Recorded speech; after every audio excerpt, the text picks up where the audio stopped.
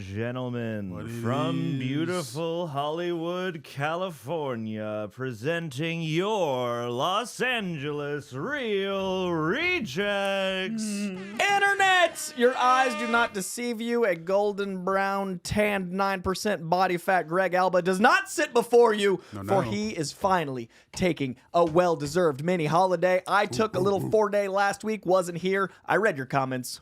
Spicy. And now Greg gets his long-delayed Christmas New Year's. So I wanted to sit down with someone I enjoy nerding out with. The one, the only, the poet with the moets, Aaron. I don't know how you'd make poet with... Help me out. What's a slant rhyme for poet? Poet because you know it. Poet because you know it, and you like to show it. See, these are all fourth grade little slant rhymes. We could do, we'll do better later. We'll do better later. Yeah. Because right now we got news to talk about. Before we do, you've done this show with other people when I've been in absence, but you and I have not done a live stream, I don't think, ever. No. It's our very first. The news we have this week, what thing are you most excited about to tease to the people? What are you most excited to share with the masses? Ooh, there's a few different things. So I think the stuff with the Endgame teasers, with the Doomsday teasers has been really interesting. Both are true. Both things you just said are true. It is another Endgame. Yes, essentially. But yeah, what they were talking about, the Russos, when discussing that these are little stories, these are short stories, not trailers. I'm like, what do you mean by that? So I'm excited to dive into that and see what that all means. We're going to talk about that quote today. We're going to talk about an official image that was unveiled in Japan. That is very fascinating to me. Ooh. We're going to talk about a little Doomsday confirmation, something I've been calling this for a while. Seems like it's actually happening. We've got an interesting Kathleen Kennedy shift. We've got the Netflix theatrical window conversation to have, which, as you guys know, is near and dear to my heart. We've got 2 bits of video game news. And then, as always, we do not leave until every single super chat is answered. So please get those super chats in. You guys are the co-hosts. You guide the conversation. We will answer every single question you have. And if you want more like this, hit the like because it helps the algorithm, and leave a comment whether you're watching live or later on. It really helps all the YouTube things. We appreciate you very much. Let's start with that quote, which is so intriguing to me. We just had our 4th teaser trailer drop. You were there for the final of this array of teasers. That's right. And I liked it, but it definitely made me go, why is that the 4th one? Yeah. And I wonder if that's an element of this short story thing, because the official quote from the Russos is that what you've been watching for the last 4 weeks are not teasers or trailers. They are stories. They are clues. Pay attention. What do you think that means? How do you think it ties into this most recent one? Do you think they're in a certain order? Do you think the time code theory would have John read? What do you think? I think that there definitely is not something that's not significant with the fact that these 4 are the ones that were chosen, or the release order. I'm still trying to unpack it myself, but I feel like there is a sense of significance to the fact that we have a Steve Rogers who is someone we know has lost everything before becoming an Avenger and has now found new life in a child. We have Thor, who is now a father after losing everything, who has found new life. We see the X-Men at the end of their wits and seeing that they are now seemingly confronting the loss of life. And now we have somebody like a Shuri who is lost everything but is now finding new foundation from this place coming into what is Doomsday. So I feel like that can't be nothing. I feel like there's definitely something thematically going on there, talking about these different characters' relationships regarding life and death and how they're confronting it in the face of this new threat and going on. I think it's something with kids. Okay. Because we have Steve Rogers with his child. We have Thor defending and trying to save his child from becoming more like him. Mm-hmm. We have the children of the Atom, the X-Men, who are at puberty when they're leaving childhood, become X-Men, and I'm wondering if we'll have some new mutants introduced, but something with the children of the Atom. And then Shuri is protecting Black Panther's child in secret. So there's a child element of even that stuff. And then the Fantastic Four, obviously we've got Franklin Richards, who we meet Doom with the Franklin Richards moment. Spoilers for a movie from 6 months ago, sorry. But those elements to me all speak to something with a children element. And I'm really intrigued if there's an incursion event and there's like protecting one child. If there's something like Franklin Richards at times in comic books is like a god that must be protected. And I'm wondering maybe there's a Franklin Richards amongst all of these universes that's singular. I'm wondering how that leads to Battleworld. I'm wondering all these things, but I do feel like, I don't know what the answer is, but I feel like these teasers, that's like a commonality. There's an element there, but there's also a time code theory that all of this and the numbers in the Doomsday Clock are in this person's theory symbolizing a time code in important moments in Endgame. And that's why this is a direct sequel to Endgame. And they include like when Steve Rogers travels back to do the Infinity Stone thing, and that correlates to his trailer. Like apparently that's a thing. John, do you have the rundown there of that data? I have an IGN link here, if that's what you're talking about. I would love to hear it because it's very specific and I couldn't paraphrase it. Absolutely. Here, give me just a second. My angle right now looks like trash because everything has been melted down on this side. So I'm just going to read this from off screen right now. Okay. We're just voiceover. Yeah. Watch us listen. All right. Yes, active listening faces. Pensive. So this says, I cracked the code after Avengers Doomsday. Directors suggested recent trailers contained hidden clues. One fan's timestamp theory is gaining traction. Alrighty. So in a Reddit post collating fans' findings, Marvel aficionado Fear itself has listed each timestamp in their respective moment in Endgame, beginning with Steve Rogers' trailer that features a timestamp of 1:24:20. This matches the scene where Tilda Swinton's Ancient One warns Hulk about removing Infinity Stones during the time heist, which will create branched realities, something that seems crucial if Doomsday, as is expected, explores the multiversal fallout of the Avengers' past actions. Let's see. The timestamp in Thor's trailer, this goes on to say, points to 1:17:20, which corresponds to the moment Loki steals the Tesseract and escapes, creating the variant seen in the Loki series. Again, this highlights a multiversal shenanigan. There we go. There's a trio of us, looking like hot garbage, but we're doing okay. No, there you go, Coy. No, there you go. Wait. I'm leaving. All right. Anyway. There he is. Yeah, so let's see. Loki steals the Tesseract and escapes, creating the variant seen in the Loki series. Next up, the X-Men trailer's timestamp, which corresponds to 1:11:20. This is the scene in Asgard where Rocket asks Thor, "Are you crying?" Fear itself suggests this could be a pointer to Thor's mental state, but I really like the second suggestion by user. This is IGN liking it. I don't personally have an opinion. John yet. does not vouch. Elba T. Carter, who links this line with Deadpool's potential flash forward scene in Deadpool and Wolverine. Why is Thor crying? Deadpool says in that movie, looking at what appears to be an event from the future, it's a loose plot thread that fans expect Avengers Doomsday to wrap up. Finally, the timestamp in the Wakanda trailer is for 1:04:20, which is the scene where the Avengers plan and test the time heist.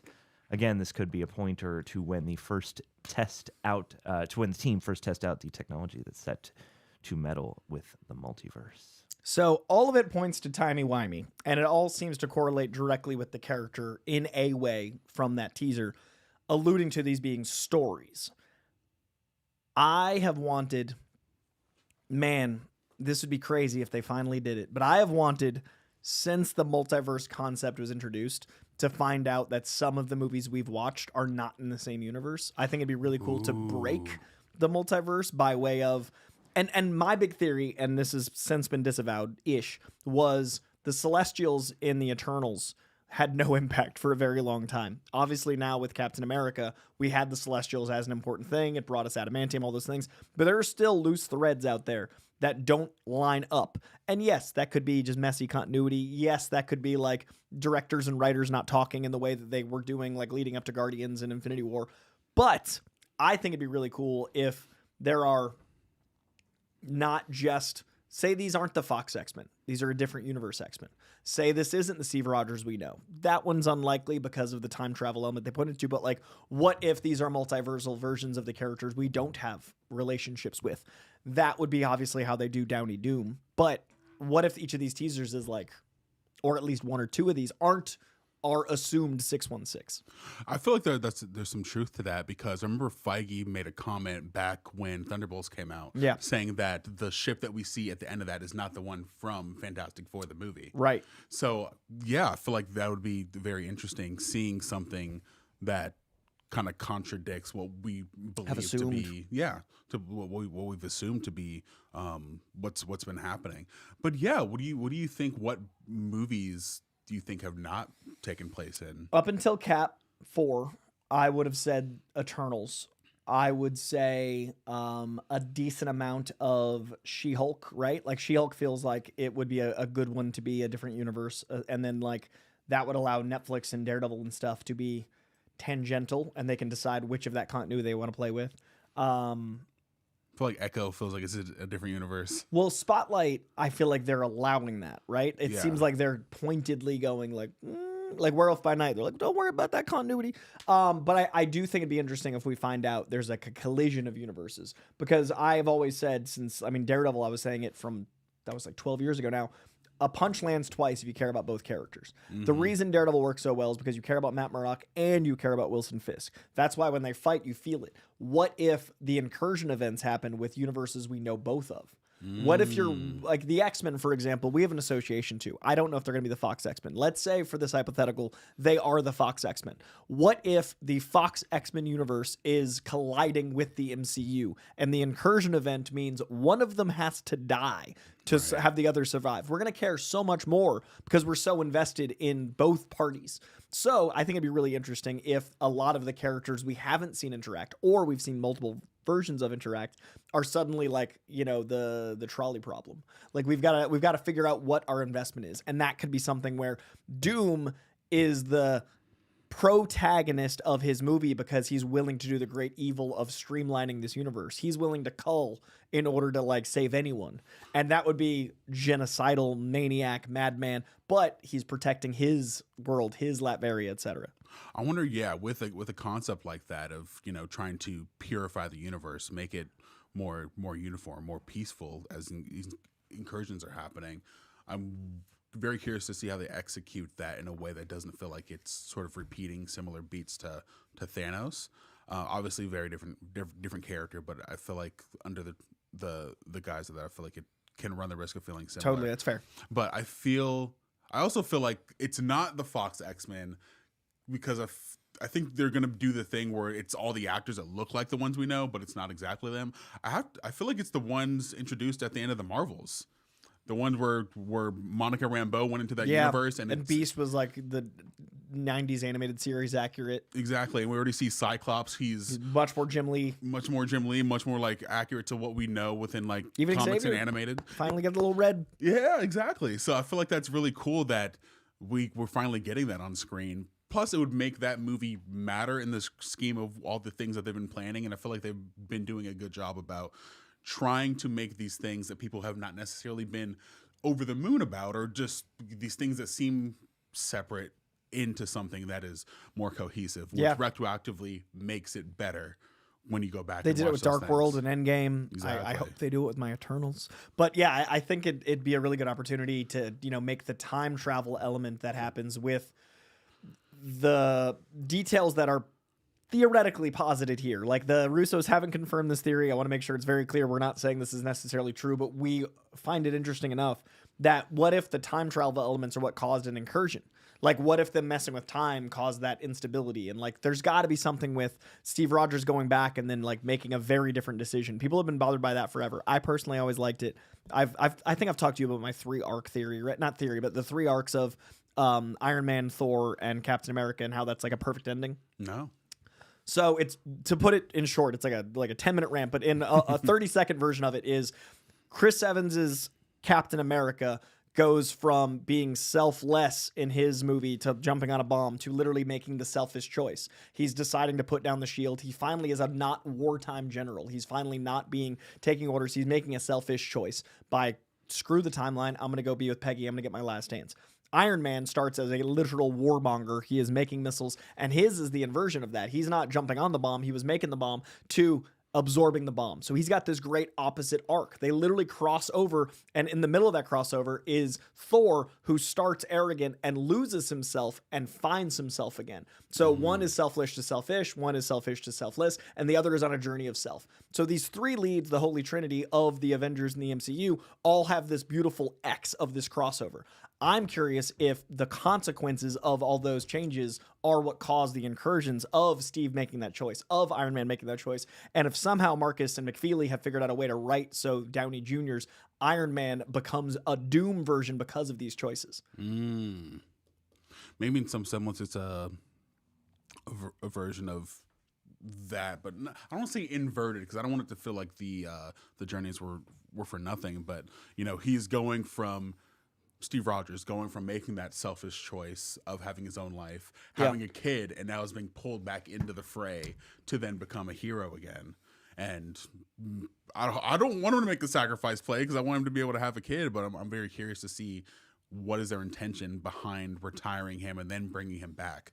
And yeah, I'm wondering how that plays, because is it going to feel natural? Is it going to feel like something that was done because the MCU is struggling, right? Or is it going to they feel... thought they wrote it 10 years ago? Like, is it something that had that intention? Yeah, and then something, and I also heard like something recently that apparently they're not going to address why Doom looks like they have RDJ. To.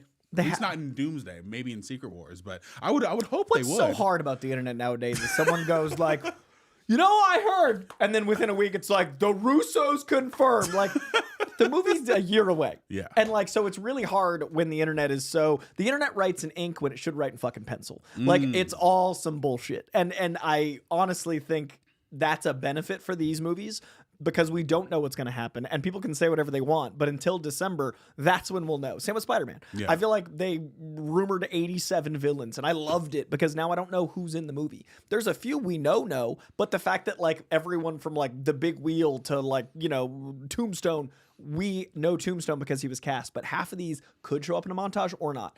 I want more leaked fake news because it makes the truth a surprise. Yeah. That's the one benefit of AI. There's 862 bad things about generative AI. The one good one is we get to experience art fresh like we did in the 90s a little bit more. Yeah, we can't have something today with what happened with Spider-Man No Way Home because of AI looking more realistic. Plus, rumors just being thrown out all willy-nilly anyway. So and No Way Home is such a unique thing where they had to shoot it in total isolation because of the pandemic. People don't think about the fact that No Way Home is the product of us being in lockdown. The reason there weren't leaks is because they shot it on sound stages. The reason they shot it on sound stage was limited crew is because there was a deadly virus spreading. And all of that happened in a time where Marvel was transitioning. The way No Way Home rolled out is a once in a generation thing ever. It's like if they were making movies during the bubonic plague and they had a little cast trapped on an island. We got very lucky to have that be unique. That won't happen again because of leak culture, because they will never film on an isolated thing again. But also, we can now have fake stuff look real enough that then you can be surprised like No Way Home. Yeah. And honestly, I think them putting Hulk in that one trailer and spending the money to make a fake trailer was one of the best things Marvel ever did. 100%. I hope we get more of that. I'd love if we do fake leads. And this could be that. I was going to say, but bringing it back to these trailers, do you think these stories that we're seeing are footage going to be actually in the movie, or just all stuff leading into the movie? Because I feel like there's so much story, I wouldn't put it past them to create little shorts that give you context leading into the actual narrative that we're viewing. I'm hoping it's that because it's a year away. And it'd be great if they did something where it's they, in their production, scheduled filming stuff. And we know that, like I just said with Hulk, we know they've done that in the past. As much as I want to see the Cyclops moment, I'm sure we'll see it in a different form. I don't want to not see that again, but at the same time, if that's a mislead, I'm way happier. Yeah. But yeah, I think that is viable. The time code thing, I think that is, one of the infinite possibilities. I think I'm more excited for Doomsday than I have been yet. I'm still very concerned about the things I'm concerned about. None of that has gone away, but these teasers, they really hooked me. This energy, we're going into it. I love a year of hype. The fact that we're, in January and we're this feverish about it, that's all a really good sign. I think Marvel's in a really good spot right now with a clean slate 2026. Their last year was one movie. Their shows I enjoy more than I dislike, but like this year, they start the year off soon with Wonder Man. They end it with Doomsday. A lot of hope on my end. Overall thoughts on their 2026. I'm really hopeful as well. You know, I've heard some good things coming out of, I can't remember where it was screening, but the fact that Vision Quest looks like it's going to be good. I've immense hope for Spider-Man because Dustin Creighton isn't behind it, and he did an amazing job with Shang-Chi. I know he has an involvement in Wonder Man, and the trailers for that have looked really good. And yeah, I think all the animated stuff has been great. I feel like this is going to be the renaissance for the MCU and Marvel Studios as a whole because of the amount of intention and quality they're coming into. And I think that year break that they took was integral for them to get themselves back on track. Course correct. Exactly. Before we move on to the next thing, I have the live chat open, and we have a ton of super chats coming in. Ooh. We will not leave until we answer every single one of those. I promise you. Thank you to everyone getting those super chats in. I'm very excited to read them. And to the one person that said, "So Koi accepts AI," get your ears checked. I said the opposite. Work on your listening comprehension. Go back to school. I'm going to be nice, and I'm going to move on.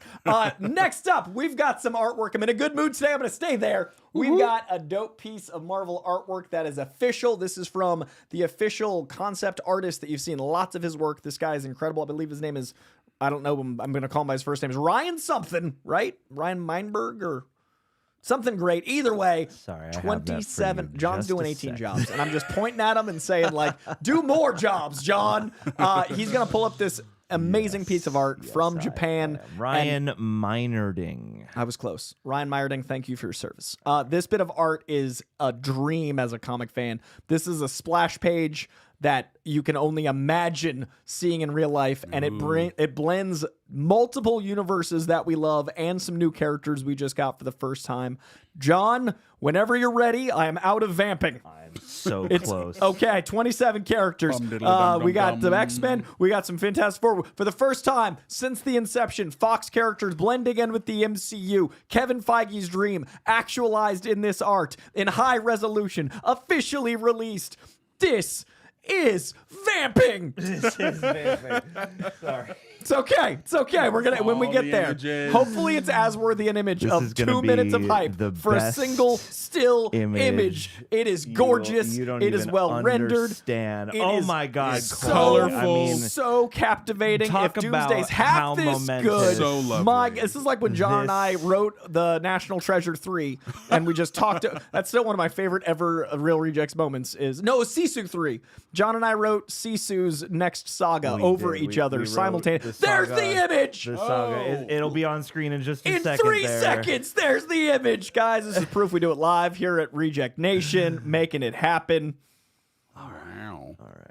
Okay. Yeah. This is almost an input. It's almost in there. It's almost in there. Look at the cacophony of joy. Look at the blending of worlds. Look at the splash My page. God. Look at Ryan doing the work, bringing dreams to life. I don't know when it's on screen, so I'm going to keep talking like it's not. But in just a moment, you too will experience the geekgasm that we have before you. This explosion of beautiful white creamy nerdery, impregnating generations to come with glory, happiness, and marvel. Make mine Marvel. Drink your pineapple juice. I am gonna do a fancy White pan creamy this nerdery is across the crazy. screen for you guys. Here we go, and ta-da! Ooh. We're gonna pan this baby across the screen. So Pan, you can see pan, it. pan.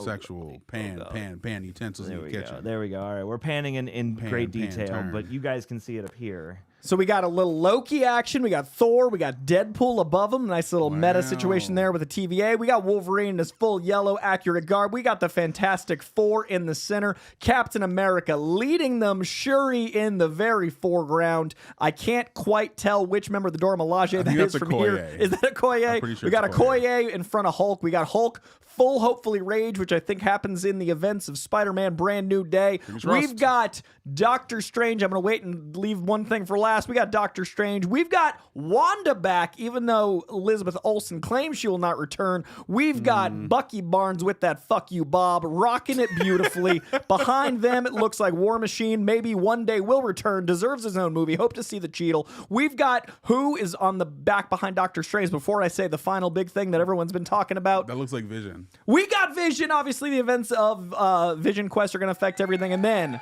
center, but not front and center, we've got Iron Man. Can it be that in this movie, the events will lead to not just Downey Doom, but will Iron Man return? And will they ruin it in a trailer?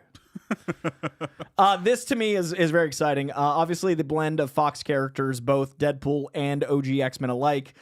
Seeing Loki right next to Thor, seeing the Fantastic Four in the center. Obviously, Fox characters now blended in the MCU. We've got the new wave, obviously Phase 4 and beyond, with obviously the prominence of Captain America there. This to me is a dope image. Like, I was so excited for this splash page. Yeah, no, it looks really cool, and it reminds me of Alex Ross. Did he do this? Do we know?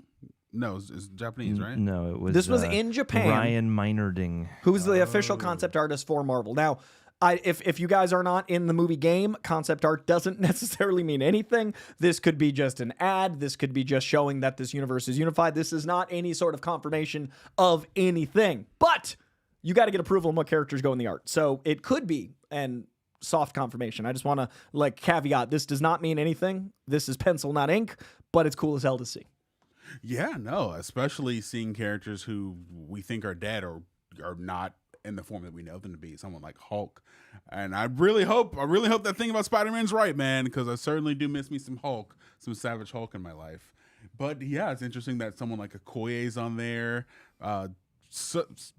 Bucky needs a new barber, bro. He needs. Look at that, Bob. Look at that flow. Look at that Bucky. The Russo brothers just love when he can herbal essence his heart out, and I respect that. Also, it's great to see Wanda in there again. I hope that she's actually not dead, because come on, the way that they took her out, she ain't dead. Let's be real. Let's keep it a bean.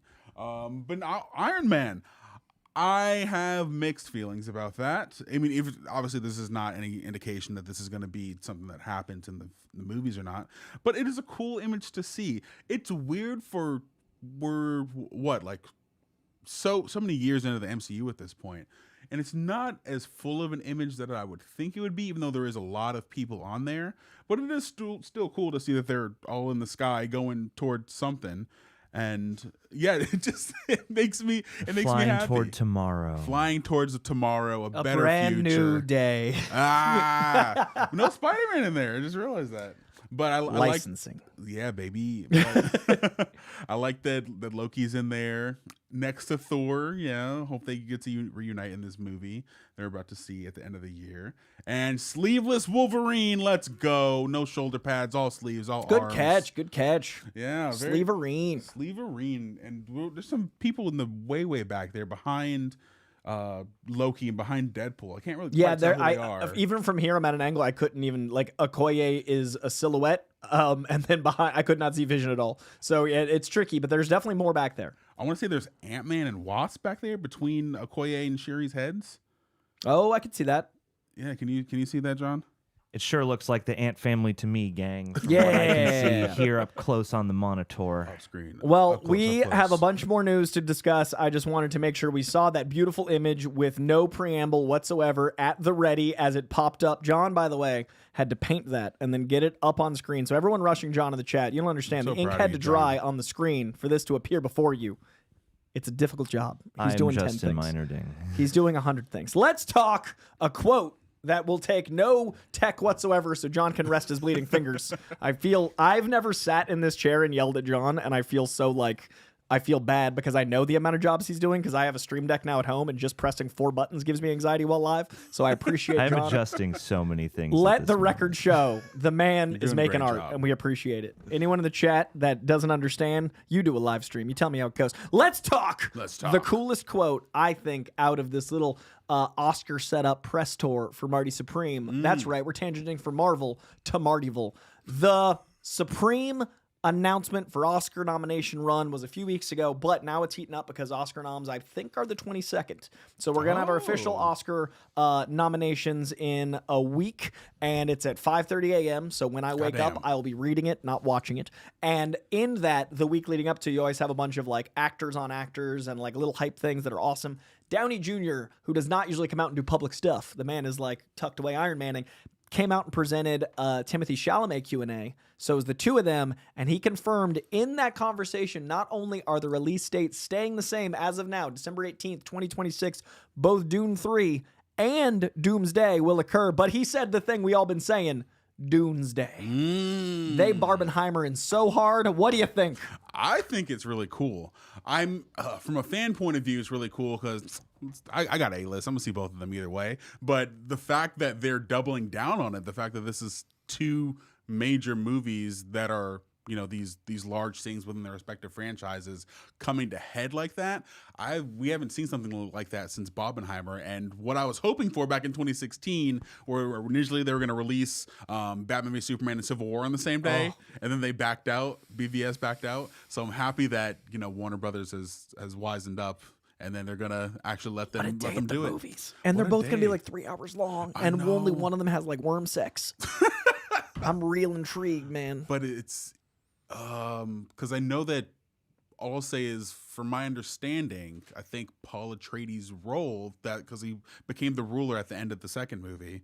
So yes. Spoilers for that movie. Correct. Yes, what John said. So it'll be interesting seeing Timothée Chalamet in that role, and from what I understand, is probably playing against type of what we normally are accustomed to for him. Yeah. And then Robert Downey Jr. also doing the same in his film. That's a really good point. I hadn't thought about those two gentlemen on that stage playing people that are revered as heroes that turn out not to be, depending on the story, in the same day. Yeah. It's a really good point. Yeah, I think that's going to be very fascinating to see. And I'm very curious because like it's weird because they feel like both big blockbusters, but I feel like in a way you could say the audiences are slightly different. So I'm very fascinated to see how that turns out. And I think with how Marvel has been so proactive with advertising Doomsday, I feel like probably they'll be the one to take the lead on that. But I'm very curious. Doomsday, I don't feel like needs as much advertising, but it will get more because of the nature of what it has to make up in money. Like that movie has to make like $2 billion. Yeah. I think Dune will make half of what Doomsday does, but that's all it's going to need comparatively. Right. Like the cost of Dune is lower, but I think they'll both, if they stay, benefit in a Barbenheimer way. Like I don't think Dune will make less money because of Doomsday, but I know it won't need as much money. Yeah. Like, you know what I mean? Like Oppenheimer didn't need to make as much as Barbie because it's an R-rated drama, still high budget, but Barbie had a higher cost and higher advertising budget and all those things.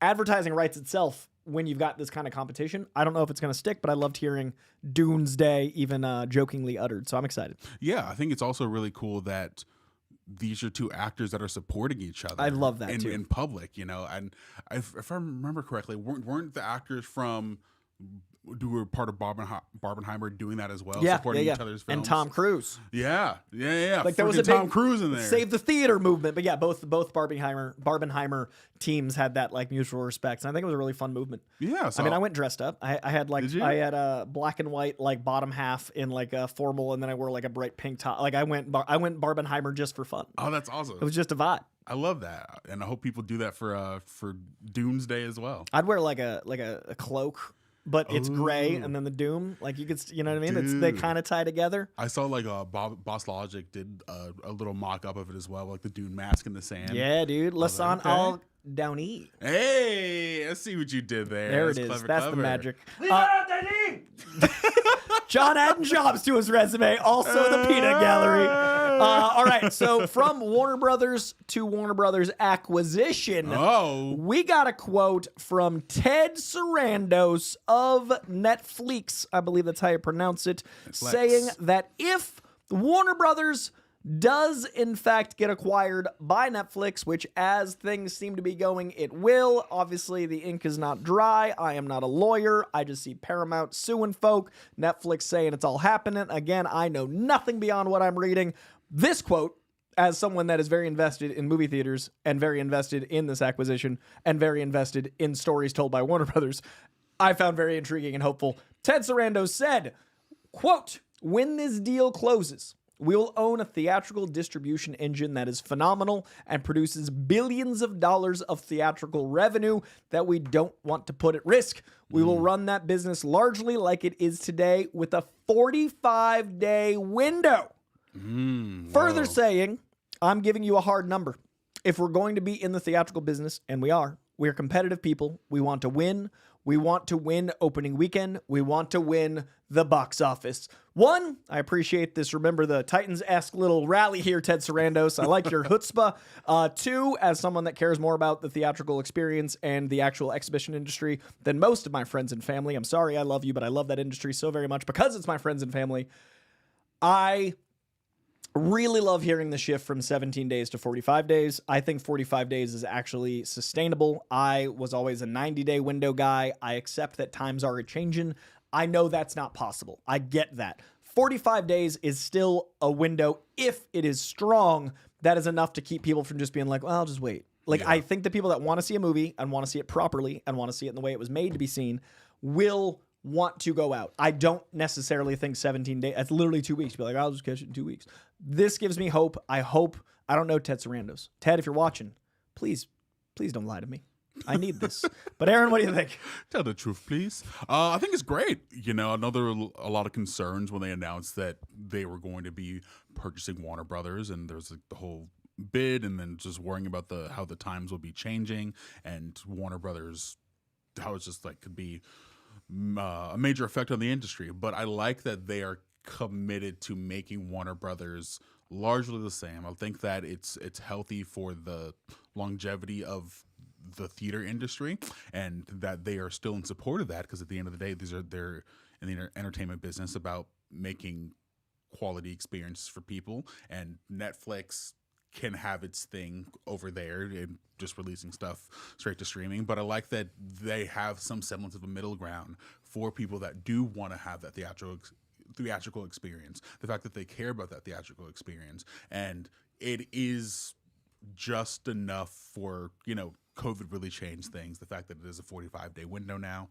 I didn't know the thing about it being 17. I didn't heard that. A few weeks ago, the rumor, and I don't know if this was a direct quote, I don't know if it was a rumor, what I kept hearing was Netflix was like, yeah, we're going to do a 17-day theatrical window. One, what a random number. But two, maybe it's 2 weekends plus, I don't know. But that was the number I was hearing through the grapevine, not through facts. Yeah, so crazy. This is an actual quote from the person running this thing. So this to me feels a lot more solid. Yeah.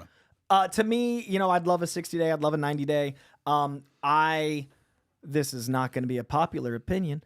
I think that we don't take into account human error enough.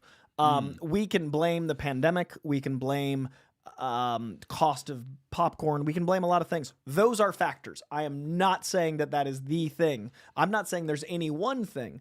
But there is a fascinating thing where human beings like to blame everything but themselves. There is a huge human problem with the industry of exhibition because people can't behave themselves, because we have now entered a attention economy. We're not in an economy that is based on any sort of money. The gold standard went away 100 years ago, and it took now to us to realize that it's all in making money through attention. Those things aren't correlated. My brain just went there. But attention is what we advertise now. Billboards have become a part of our eyelids. As soon as we get AR and going, it's going to be a part of our eyelids. We're going to pay to have it be part of our brains and part of our dreams. It's all coming. Whatever they can clog up, they will. This, to me, is a viable way to slow that, but we need to also have things in the theater that enhance the experience. The movie theater the solution isn't make everything the most comfy thing ever, lay down in a bed and eat the food. It's have ushers that you're paying to give borderline entry-level jobs that AI can't take actually monitor the theater so people aren't on their phones and talking. Alamo Drafthouse having people order food from their phone when it's Alamo Drafthouse is going the wrong direction. So if we're going to have the theater survive, this is something, but we also need to look at the people problem. So I think movie theater chains, when they have their CinemaCons and their gatherings and their hive mind, I love Discount Tuesdays. I love AMC A-List. That's how I afford it. I pay same. $27 and I see as many movies as I want. Those things are foundational, but we also need to look at how people are causing people not to want to go to the theater. As it is now, we're careening towards Wall-E. People can either stay home or they can get everything streamed to this thing in their hand and they can like just eat and not leave the house. You have to have an experience that's worth getting in the car, parking, paying the money, dealing with the public. So I don't know what the answer is, but fixing the public is a big part of it, and that's not going to happen when we live this. Yeah, I think the best theater out here, the one that promotes not using your phone, would probably be the AMC 6, because it's underground and you get no reception in there. Dude, it's so dope. I love it so much. Like, you can't be a problem. Yeah. And if you're talking, it's like, what are you doing? Yeah, like that's we've accepted the phone somehow post-pandemic. We haven't yet accepted like just being an asshole. Yeah. Also bringing your babies to theaters. What are you doing? At my theater we used to have Saturday mom screenings, and once a week we let moms of kids under 2 come and see movies for free. Wow. And they literally had a screening where there were babies, and moms accept like.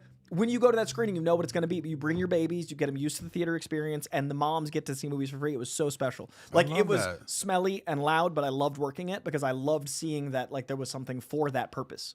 But this was 2000 and... God, I'm old. It was like Two Towers and Return of the King era. So and they like, stopped doing it? I don't think they do it anymore because it was before there were reserved seats. I worked at the theater the week after my 14th birthday, and up until I was 20, I worked at a theater, and they didn't implement like buying a ticket ahead of time until I was leaving. So you'd have to go, you had to get there early, you had to pick your seat. I think once that went away, they didn't want to have like a freebie. But this quote was more about the 45 days. It gives me hope. I just wanted to bring that up. I think it's potentially exciting. Last bit of news about studio upheaval. We've also got confirmation, this is from Discussing Film, I trust them, that Kathleen Kennedy is stepping down as the head of Lucasfilm as of this week. This will be her last week leading Lucasfilm. I can either piss off Star Wars fans, piss off misogynists, or both in saying Kathleen Kennedy, damn fine producer. Her incredible resume is worth celebrating. I think there are a lot of problems in Star Wars. I don't know if she is one of them, but I do know that someone with a body of work like Kathleen Kennedy's, like Jurassic Park and 2001, and like, no, she didn't do 2001. The Close Encounters of the Third Kind, the movie in that space. When someone has a resume like that, it is always a bummer to see their send-off be celebrated instead of irreverent to their work. So I don't know about the last 5 years of Star Wars. It has not been a fandom that I have enjoyed dipping my toes in very often, but I just still want to send my flowers to the work that she has done, and I think it's incredible that a producer can get anything made, much less some of the classics she's brought. Yeah, no, I think that she's played a major role in the legacy of films in the number of decades, and you know, I don't know her in the extent of her involvement or her input, or obviously she's fucking a major part of it, but I'm aware of the fact that there are a lot of people that blame her for what has happened to Star Wars, which seems not entirely fair. There's a lot of cogs that go into making a film, but I think that with the new people coming in, I think it does give a semblance of light and hope that the people that have enjoyed things like Clone Wars or those earlier seasons of The Mandalorian where Dave Filoni was heavily involved, I feel like it shines a potential new light on the future of Star Wars and where things can go going forward. So I think this is, you know, give Kathleen Kennedy her flowers for what she's done and her legacy in film. But I think this is also an opportunity to potentially celebrate as a new era of interesting new creative opportunities are on the horizon. I love that because I definitely like, I want to be more excited for Mandalorian and Grogu. I want to be more excited about where Star Wars is going, and I'm not yet. Mm-hmm. Depending on whoever takes over, what their announcements are, that could be a new era of Star Wars. So yeah. I totally agree because like when you have been at it since E.T., Jurassic Park, you know, Lincoln, Hook, my God, what a resume. There is an association with those movies for me with her. But when I slow down, I want to feel Star Wars hype. So if this can be respecting and appreciating a body of work that includes the Goonies, but also looking forward at like a fresh take, fresh blood, Marvel didn't work as well when it was split amongst Sony and Fox and all those things, Kevin Feige bringing them together was a fresh idea for what Marvel could be. Sony wouldn't even buy the characters that Marvel made movies out of. Like, they offered them Iron Man, Thor, Spider-Man, all of them for $25 million. They were like, how about 7 just for Spidey? They didn't want those characters. Right. And Kevin Feige was like, I have a vision. I know what I can do with this. If we have someone like that replace Kathleen Kennedy, we could fix the Star Wars-ness. But until that happens, I'm just going to say, respect Kathleen Kennedy. I appreciate your work. And hopefully this next new guard is worthy of the Star Wars mantle. Because I'd love to feel that rush of, like, when you hear the sound effects in Star Wars still get me excited. I just wish the movies did. Yeah, isn't it 2 people taking over? It's Dave Filoni and someone else, right? I don't know. Do you know? I saw that. I think that it was 2 people, John. Yeah, you're correct. It's Dave Filoni and Lin-Wen Brennan is the current business head. They'll be co-president. Okay, so it's like we're a doing James a Saffron Gunn. Gunn situation. Yeah. So Filoni's Gunn, and then this person I've never heard their name till today is going to be doing the Saffron work. That's exciting. I like that a lot. Yeah. Lin-Wen Brennan. Lin-Wen Brennan? Yep. Bars. Yeah, That's a like, dope name. it is Lin-Wen dope. Brennan? He's worked on a ton of stuff. Yeah. Yeah, and I'm very curious because we're still very, very early into the Gunn Saffron era of ushering in comic book films and media and whatnot. So we have no idea how the fuller picture, once this universe has kind of expanded a bit, how that sort of strategy is going to play out and work for the studio at large. But it seems like dividing someone's job into the creative head and then the business head, in theory, feels like a smart idea. Yeah. And Dave Filoni is a lifelong Star Wars fan. I know that Kathleen Kennedy's expertise was more so in film production and just bringing in the larger scope of things, but having someone whose specific job, specific interest is Star Wars, I think could breed well for the future of the brand. I'm very excited about this. I didn't know it, and real-time reaction. So, yeah, we will see. Last 2 small bits of news. Video game news. Ooh. I've been saying for a little while now, as movie theaters shift and as the pop culture zeitgeist shifts, and I got in so much heat last year, the internet did not like this take, but 2025 ended, and we still had comic book movies in the top 10. The entire theater industry lowered. It wasn't just comic book movies not being in the zeitgeist. It is still the things people click most. It is still top 10 in the box office. It is certainly not what it was in, say, 2012, because nothing is. The world's changed a lot in the 13 years. But I do think we are going to be sharing the genre space very soon, where not just comic book genre stuff, but genre stuff in the nerdy space is going to be huge. And I think that's going to include video games and anime. Anime, we're already seeing lots of stuff like Chainsaw Man, and this year had obviously K-pop Demon Hunters, but some of the ones that I had never even heard of and I still don't quite know, I don't want to pretend to, did crazy numbers. But video game movies, I think, are the biggest growth market to come, because I think we're getting the nerds that played them growing up now making them. We see that with Zach Kreger's Resident Evil coming out this year. We see that with adaptations that feel like the stuff. I think Sonic is a great example of where things could go. And we've got 2 bits of video game news I wanted to shine some light on, because these are from my era. I'm a PlayStation 2 guy, like PS1, PS2. We got Tomb Raider getting a first look with Sophie Turner looking straight out of a PS1 game. This image is pretty freaking dope. I want to see some Sophie Turner, Lara Croft energy. I don't know what that's going to look like. I don't think of her that way. But this image gives me a little hope. What do you think? Yeah, and I think it looks really great. I didn't grow up playing the Tomb Raider games extensively. I was more of a Uncharted guy myself, especially during COVID.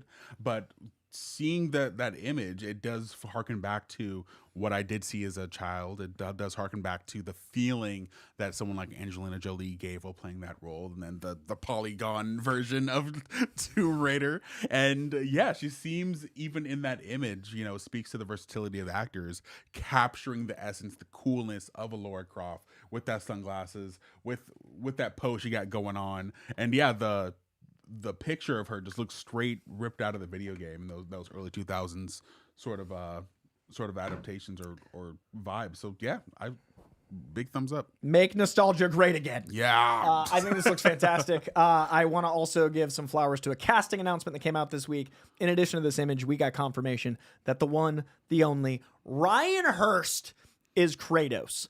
Now, a few weeks ago, month ago, When am I? I don't know. Some time ago, David Denman sat right across me right there, who I adore. He's a fantastic actor. He was a fantastic interview, and he was like, I want to be Kratos more than anything. And he's been training since his Peacemaker bod to play Kratos. Oh, wow. So a little part of me was like, oh, that guy was real nice, and I'm bummed for him. But the part of me that has interviewed Ryan Hurst went, holy fuck.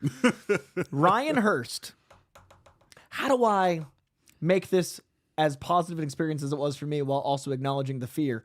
I had a Sons of Anarchy panel with Ryan Hurst, with Ron Perlman, with Theo Rossi, and those guys were, I wouldn't say in character as much as I'd say Sons of Anarchy might be a documentary. Those guys are incredibly intense, and I loved that because usually when you do a Comic-Con panel, it's people that are like Comic-Con people. They're like jolly and like handshaking, and then they're really tired and they have to like recover. These guys were like, we're gonna be men on that stage and do man shit. People are gonna like it or not. And I was like, I fucking love that you guys are like yourselves. Yeah. But it made it terrifying because my. I love like gruff, hyper masculine energy.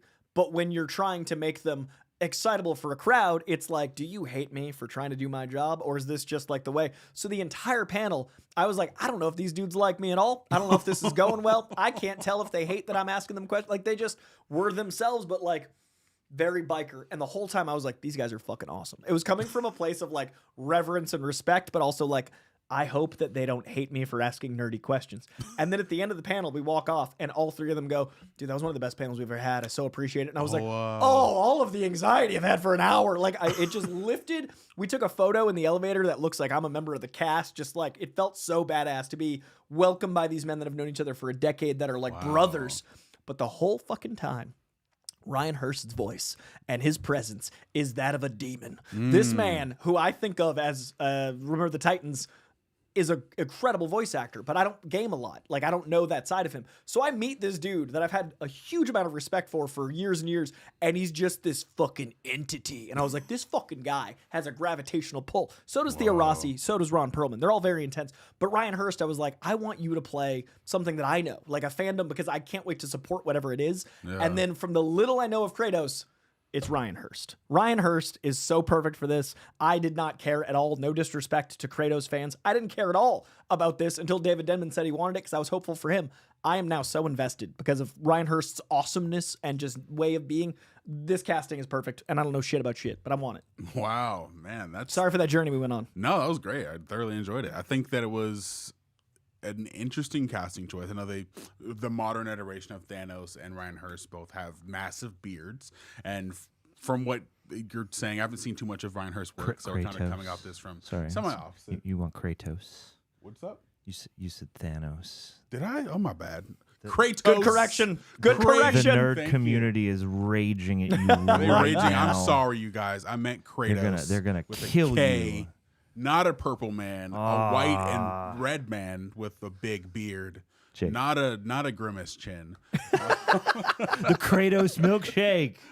Yeah. Give me the Kratos milkshake. Kratos milkshake. But yeah, just like a vanilla shake with a little bit of strawberry in it. But no, I think that it's a really cool, inspired choice. And from the looks of him, he traditionally has a massive beard, so I'm guessing they're going to go with the modern iteration of Kratos where he has a son rather than the pre-days where he's dealing with the Greek gods, jumping straight into his relationship with the Norse gods. So that should be fun. Yeah, you have seems like they're going to do the cub and bear, or the bear and cub story type of situation. So that's exciting. I'm very curious to see how OG God of War fans feel about this, because I know that he traditionally sort of looks like a man in his 30s, early to mid 30s, and Kratos, the right person I'm talking about, typically looks like he's in his 40s to 50s, which Ryan Hurst looks like he I just sent you an image, John. I don't know if you can pull it up in time. I just texted you. I don't know if this is going to be a whole thing, but if you can, I want you to see the beard and physicality of this moment, because to me, this man is a Kratos that somehow pulls off a beanie. Like this man just is. Okay. I didn't know anything about God of War. It's not a game I know at all. I haven't gamed since I feel like PS2 you would like that game a lot. Actually. I got a PS4, and I played one game on it. I beat Spider-Man, and I was like, yo, I love games again. I'm going to be a gamer. And ever since then, I've given myself 1 hour over the holidays to play Miles Morales. I am officially 5 hours into the only other game I've played on PS4. I own 10 games. 8 of them are unopened. I am so bad at making time for gaming, but when I hear the lore and the stories and like the energy behind that fandom, I think I'm like, I'll never be someone that watches people play games. I don't get it. I think that's like just a generational thing. I don't understand. But I love hearing the fandom's passion because it's like hearing about a novel series or like an anime that you don't have time to watch. And this fandom feels like that. And I think a lot of video game fandoms, when the video games get adapted right, it's going to be this cool new like unlock of movie culture. And I'm really excited about it. Yeah, I think, I'm excited for... Because it's a series, right? It's like it's not a movie, it's a series that he's playing him for? I think so. I think it's like an Amazon. I only have so many arms. He only has so many arms. Do we I have don't a want live to. Hold here? on. Is God of War a series? Hold on, please hold. I'm pretty sure it's a series. I'm pretty sure it's a series. It seems better served as a series, given that this is a long-form storytelling format anyway. Major action-adventure franchise that started as a video game series that expanded into novels, comics, and a live-action TV series adaptation developed by Amazon Prime Video. Okay. Yeah. It's a series. John is pulling up one of my favorite images from a con ever, but I'm going to make sure he has time to do it. I'm going to also say it is officially 1:09. We started 10 minutes late. I got through all that news in 59 minutes, which was my goal. So we make sure we hit every single super chat. We will not leave until we get every single super chat. So get those super chats in. We won't close them for a little bit, but we did all of that news in under an hour, which was the goal. And just in time, John mastered the vamping tangent. Look at this Kratos. Hey.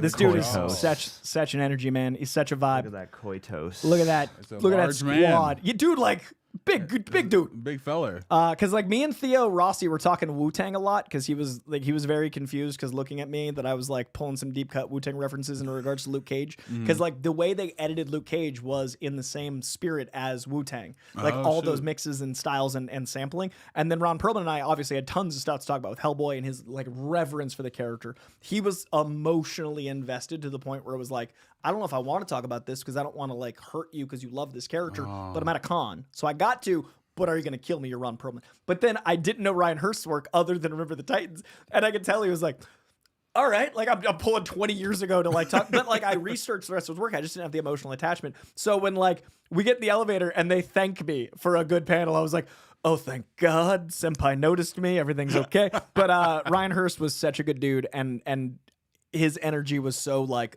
Norse god. Yeah. I'm so excited. So I just wanted to share that little tidbit. Let's get to the super chats, you lovelies. I think it's the first time I've hosted this show. Wow. Because when and I wanted to make sure we did it in an hour. That was my mission. When I woke up today, rested from 4 days holiday, I was like, I'm going to do this in under an hour. Super chats, 1 hour, 1 minute. Let's get them. Dude, somewhere Greg is crying a single tear of immense joy. They're Greg, going to are you be watching? on time.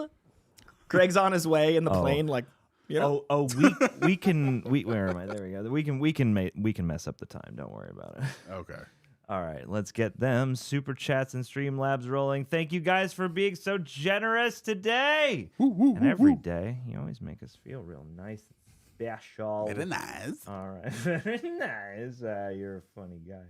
All right, here we go. I'm so afraid I'm going to get married, just always saying, my wife. My wife. Like, now that it's like this year, I'm getting married this year, I'm like, how do I undo that vocal tick? Because when I say the words my and wife, it's not my wife.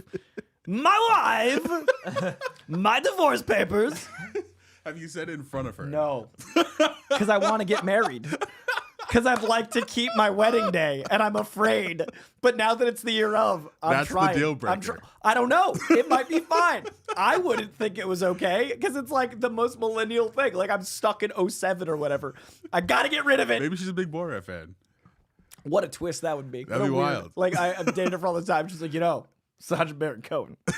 That's my guy. That's one of my favorites. Oh, man.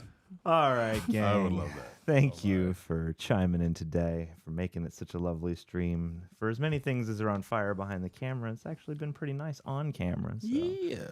that's largely, that's big thanks to your hosts, Coy and Aaron, but also big thanks to y'all just bringing the lovely energy, and we appreciate that from you guys. Jose, don't worry about it. What it is, Ah, Jose? what are you doing, Jose? Come Ah, on. Come on. All right. Jose says, absolutely loved the Goodwill Hunting reaction. Probably my favorite Aaron reaction. Ooh, thank you, dog. Appreciate you. It was a great reaction. It was a lot of fun doing it with my buddy Andrew, my real roomie. Shout out Andrew over here. First time watching? First time in a long time. Okay. First time since I was like a young lad. It's a different movie as an adult. Exactly. Yeah. Okay. Which is why I really appreciated it. Yeah, made me cry many tears, and yeah, I am grateful for that experience. So thank you for tuning in, man. Overdue Appreciate for you. a rewatch. Jose goes on to say though, Coy, this one's for you. This specific part's for you. Coy, will you and Greg be doing more commentary videos, hoping for the Spider-Man movies? Well, the thing about a series is it goes on, and we have some ideas, some schemes. We did a lot of superhero stuff last year, and I really loved the rewatches for those. We got a lot of Snyder in, which I hadn't watched in quite some time and loved. We watched quite a bit of things in a very particular universe, so I think it would make sense to watch some things in another universe, and a certain culmination does happen in December. So since Greg is not here, I cannot confirm, but I can say sure would make sense. It would. Keep your eyes peeled. You never know what could come your way. Silhouetted Animator, thank you for chiming in. Hello. Appreciate you very much. I don't think, and this is Silhouetted talking right now, not me. I don't think Steve could have returned the Time Stone to the Ancient One in 2012. That was the same timeline Loki escaped, and the TVA quickly pruned. So you're positing that it wasn't finished and the mission was not accomplished because of Loki, and that might cause some problems. We know Loki returns. Yeah, this is very true. In Avengers. Sitting in that chair. Holding on the Where is he? timelines. So I don't know. We'll see. I love that there are so many interwoven stories in the shared universe, just like the comics. There are a lot of threads they can pull. That is a very viable one, but it's really fun that we get 11 months. Like Greg and I did our most anticipated of 2026, and his Doomsday reasoning was all of the lead up to it, like all of the hype and all the conversations. And after those 4 teasers, I am way more on board with that. Like it's not, I don't think, I weighted my movie like at the end of the year what are going to be my favorites, and I'm still very worried about Downey Doom, and I hope to be wrong. I really do. But it couldn't be higher for me. But I'm enjoying talking about it more than I expected. Like I'm very excited for it. So, well, yes, I hope that is something that could factor. Yes, I concur. This is just a question I'm going to put to you guys as well Hit as the us. chat. Jack O'Connell, MCU. Who should it be? I got a better one. Oh. Jack O'Connell, DCU. James, I hope you're watching. John Constantine, Hellblazer. Okay. I Oh like my that. God. I like that a lot. Can Oh you- my God. Can't unsee it now. I want it. Can't I want unsee it. it. I I never haven't wanted been anything more. I haven't been excited for the idea of anyone else playing a Constantine until you said that. So- I Yeah, I walked like in the that. room and I shook the man's hand and I went, holy shit, I'm Alan Moore because I just met John Constantine. There's a thing where if you've written Constantine for a long time, like 5 different writers have met Constantine. I sat down with Paul Jenkins this summer and he told me that he met John. What? What are you talking? What? Yeah, that's what I say every That's time. crazy. It's such a metaphysical character that writers have met him in their own mind and reality. I'll never know. But I now know that I walked in a room and I went, holy shit, it's John Constantine. Now, I'm not saying it in the way that they did, but I now have met someone that I was like, fuck. Did you tell him? I didn't because we had such a good conversation about Ireland and we geeked out so much that all the handlers had to kick me out because we were geeking out about doing a tour. We talked real estate. We were talking about places. We geeked out so hard that I didn't want to add a thing that felt like work because we were like broing. yeah. But it was really funny because like it could have been an hour about like Ireland and I was like, fuck, I got to keep it to this incredible movie that I loved so much.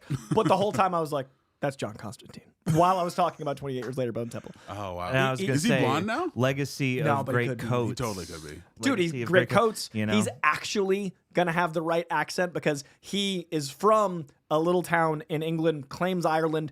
That's the flavor of the character. He's got like a rugged handsomeness. I could see him being someone that like has the energy of like, why is this guy charming? It looks like he hasn't bathed in a month. Like, I'm not saying that about Jack. I'm saying he could play that. That's the thing I haven't seen yet. Like Keanu Reeves, even smoking and all that stuff, there's a clean wholesomeness to him.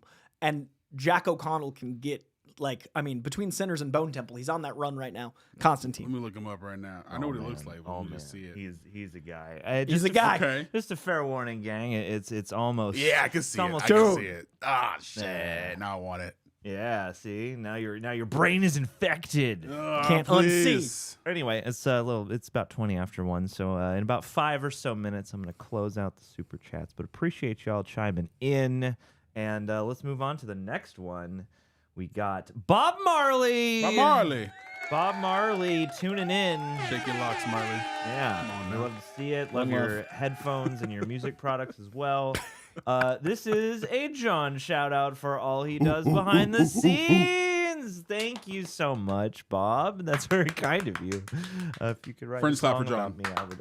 Oh, we got to do it again in the close up. There you go. Yeah, With the shirt on. we have fun. Oh yeah. Oh yeah, you're doing good today. I have my friend's shirt on underneath. Underneath, baby. Oh no, I don't have it on underneath. My bad. I thought I lies. did. Deception. Cut it out. All right. Anyway, thank you so much. Thank you so much, Bob. I really appreciate it. Today has been a halves and halfsy because like there's been just enough things going weirdly wrong, but they're not very apparent in the stream. You're killing it because I've He's only noticed freaking twice when I killing looked it. over and I was like, I only noticed because I'm rushing you. This was one of those streams where like everything was good until we started streaming, and then a bunch You're of doing stuff great because I didn't changed. feel it. You made the host very comfortable while hosting and have. 8 arming. You know what? If I can do that while it's only the 3 of us here, like I'm happy because we don't have Alex today. And Killing the Greg game. and, Yeah, you know, Alex gives isn't us here much to help, needed, being so the yeah, only yeah, off-camera person that works at Real Rejects. Which Yeah. shouts out to Alex because she is the glue. She's the MVP. Dude. All right, here we go. JN Tomas chiming in. Appreciate you. What do you think the quote Marvel reset after Secret Wars will look like? I hear about Midnight Suns, X-Men, Fantastic Four, etc. Are they separate universes again? I hope not. I hope we get them all in the same universe. And I know we talked about rumors. Can't believe in rumors. But this is one I hope is true, with Damson Idris being the new T'Challa. His Golden Globe suit was pretty baggy. What You do do that mean? when you bulk up and you don't want to show it. Okay. You think he's going to be in one of these movies? Yeah, my fiance is a stylist, and I'm starting to notice clothes more. And because of that, I'm starting to notice theories more. And because of the clothes and the theory, I'm starting to maybe put 2 and 2 together. That ain't true. But when that suit was baggy, I was like, Okay. I'm not mad at it. Granted, could be nothing. could be nothing. But Could hey, just want to work out. Could not be working out. But it looked baggy. it looked baggy. But yeah, to answer your question though, I feel like they said that that's their intention. If Endgame was the end of an era, these 2 movies are the beginning of a new era. So listen, we're in a time where actors pass down their roles, pass down the characters to new people. So I'd be curious to see what they do. And my hope is that in this new era of Marvel, that they take a note from what James Gunn and DC is doing and then really embrace the comic bookiness of the properties they have. You don't need to put your comic book thing in a genre that's accessible to large stream audiences. We've had comic book movies for close to 20 years now consistently. Let's embrace the weirder side of comics and do that on Marvel just as they're doing with DC. I think they're doing that even with Doomsday with the X-Men suits. But I also think that when they relaunch, the X-Men are going to be a foundational element. I think I think it's going to be like the comics where like the X-Men live in upstate New York, but it's like they're in their own universe. They can go to New York 4 hours away and be in the city and do all that. But I do think we need some separation, so we're not expecting everyone to show up in everyone else's movie. So starting fresh, I want it to be an option, not a default. Yeah. So I love the idea of crossovers and stuff, but right now things seem to only do well if they're a crossover. Everyone is going like, what's the Easter egg? What's the tie-in? Where's this character? We need to not have the movie be a 2-hour prelude to a post-credit scene. Yeah. That's gotten dangerous. So I think a fresh start is a great way to wipe the slate clean, build back up slowly with your Fox characters, with all the things to come together, with the new Spider-Man deal, which seems I wanted more facts. That is something I wanted to talk about today, but everything's kind of conjecture right now. The new Spider-Man deal seems to be a lot more Spider-Man in the MCU than we've ever had. Oh. And apparently, again, rumor, they can use Spider-Man villains for the first time.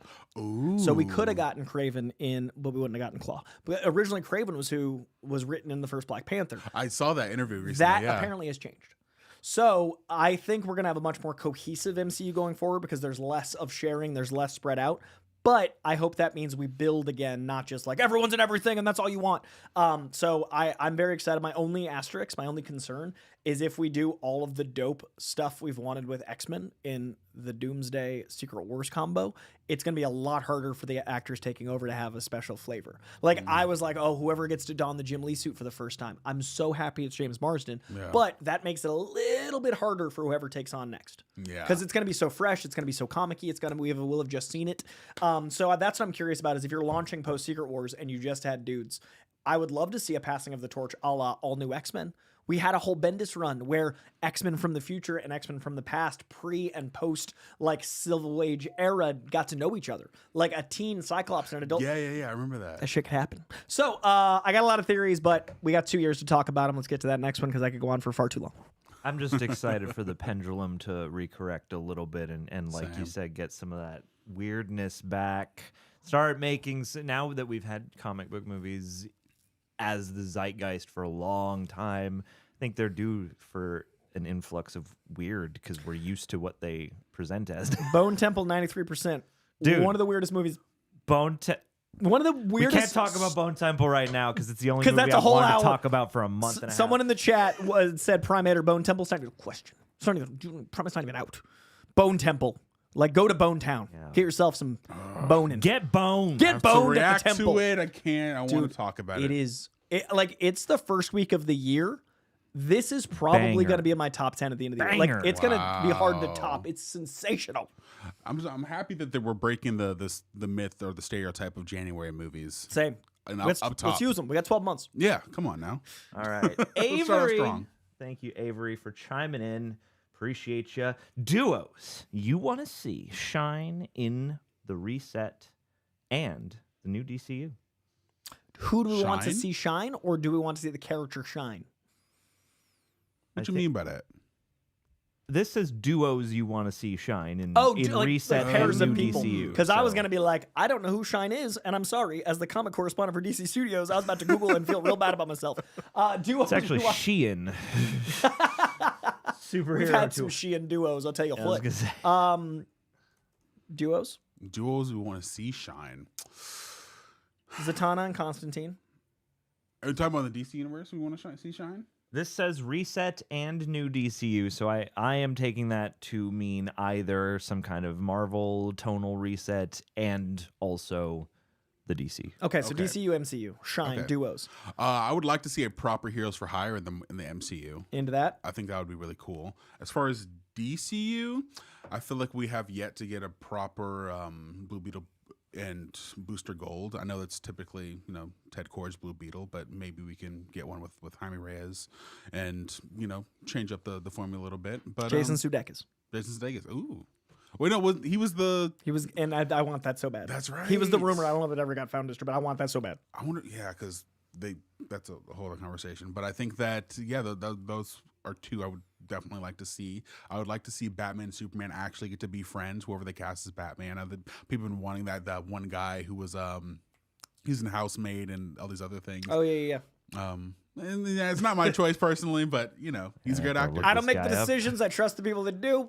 I stand by my face. I like Belordi. I think he'd be a good Batman, but hey. I'm You gonna mean go. Brendan Sklenar? Yes. Is that the Batman Yeah, guy? that's who everybody wants as Batman now. All right, I'll pull him up. I think Belordi is tall and has that sad boy thing going on. But he Sad can also boy for life. he could also bulk up. I think his sulk face is strong.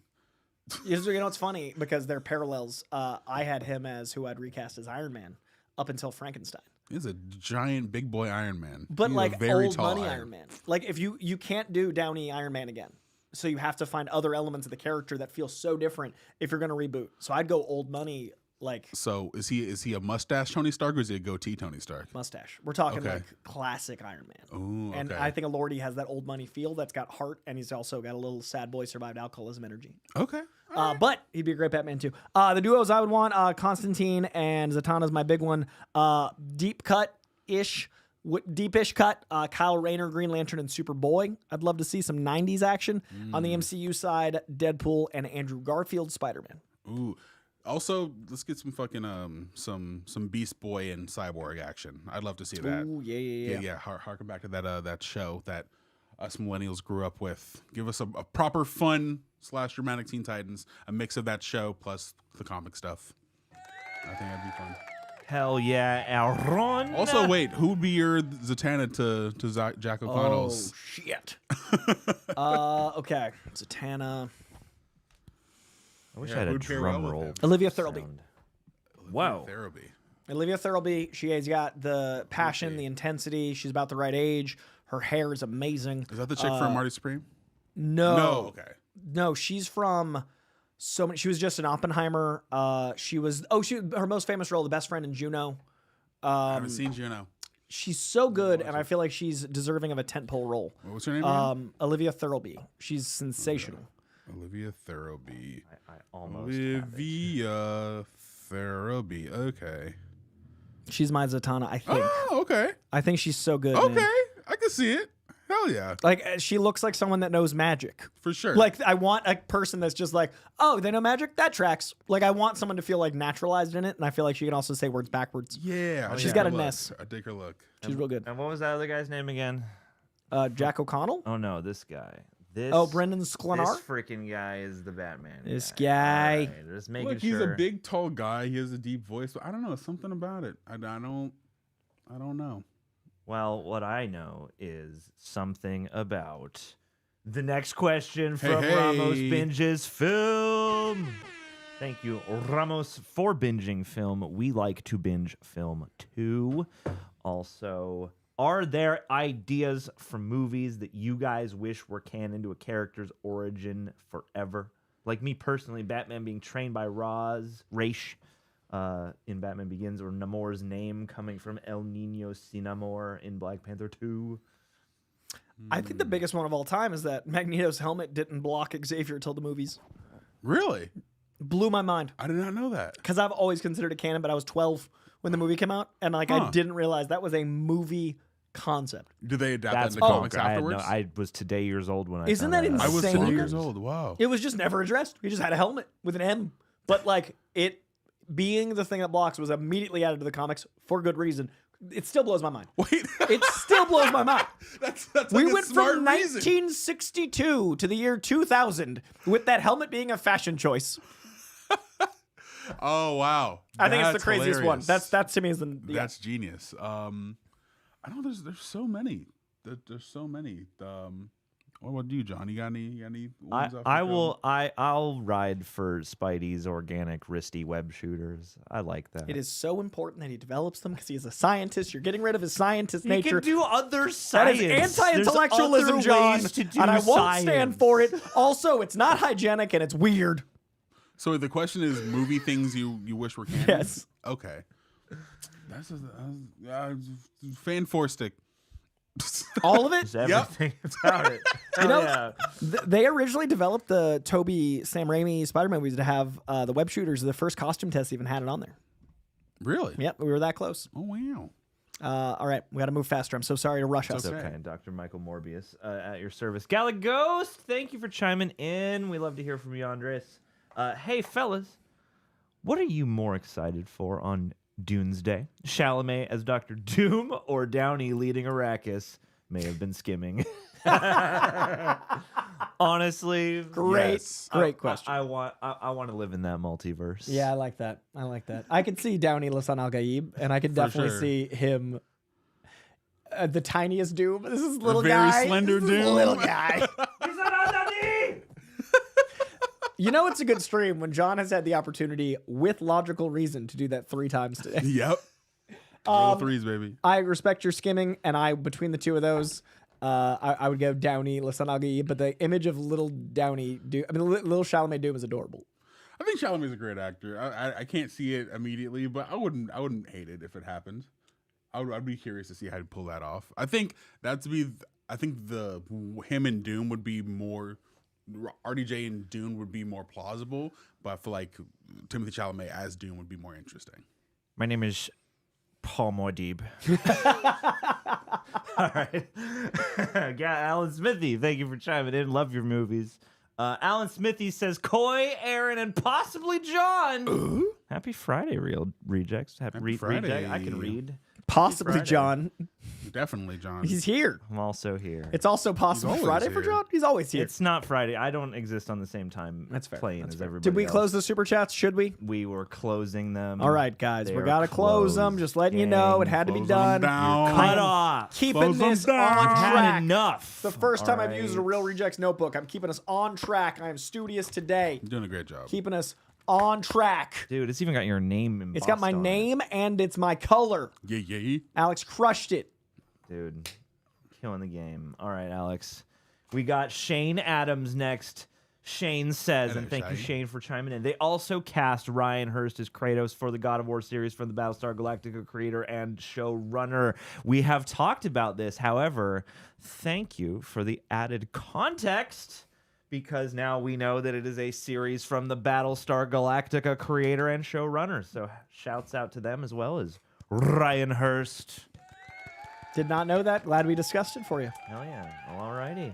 Derek Gushnur. I hope I'm getting your name somewhere in the vicin. All right, here we go. Awesome to see Aaron on the show. Hey, We agree. We love an Aaron. Wanted to pop in and say you guys are awesome. Always look forward to Fridays. P.S. John, nice shaky Graves hat. Thank you. Hell yeah. Thank you. I appreciate Iconic it. look, Hell baby. yeah. How John wears hats when working. That's right. Over This headphones. is my So Over beanies, then headphones, on. then hat. That is the Here- order you here we wear. go. Yeah. That's the Yeah. turducken of John. That's Yeah, the this only is how I- acceptable way to wear that. I'm That's the only I'm way. trying to get in my Billy Bob Thornton bag, you know. It's definitely a vibe. It is a vibe for sure. Billy Bob, like His fashion. Billy Bob Johnny. Billy Bob looks like he just discovered Erykah Badu. Anyway, okay. Oh my God, he does! That is such an apt description of a vibe. Galagos is back. My favorite John quote in a long time. Immaculate word. Billy Bob Constantine.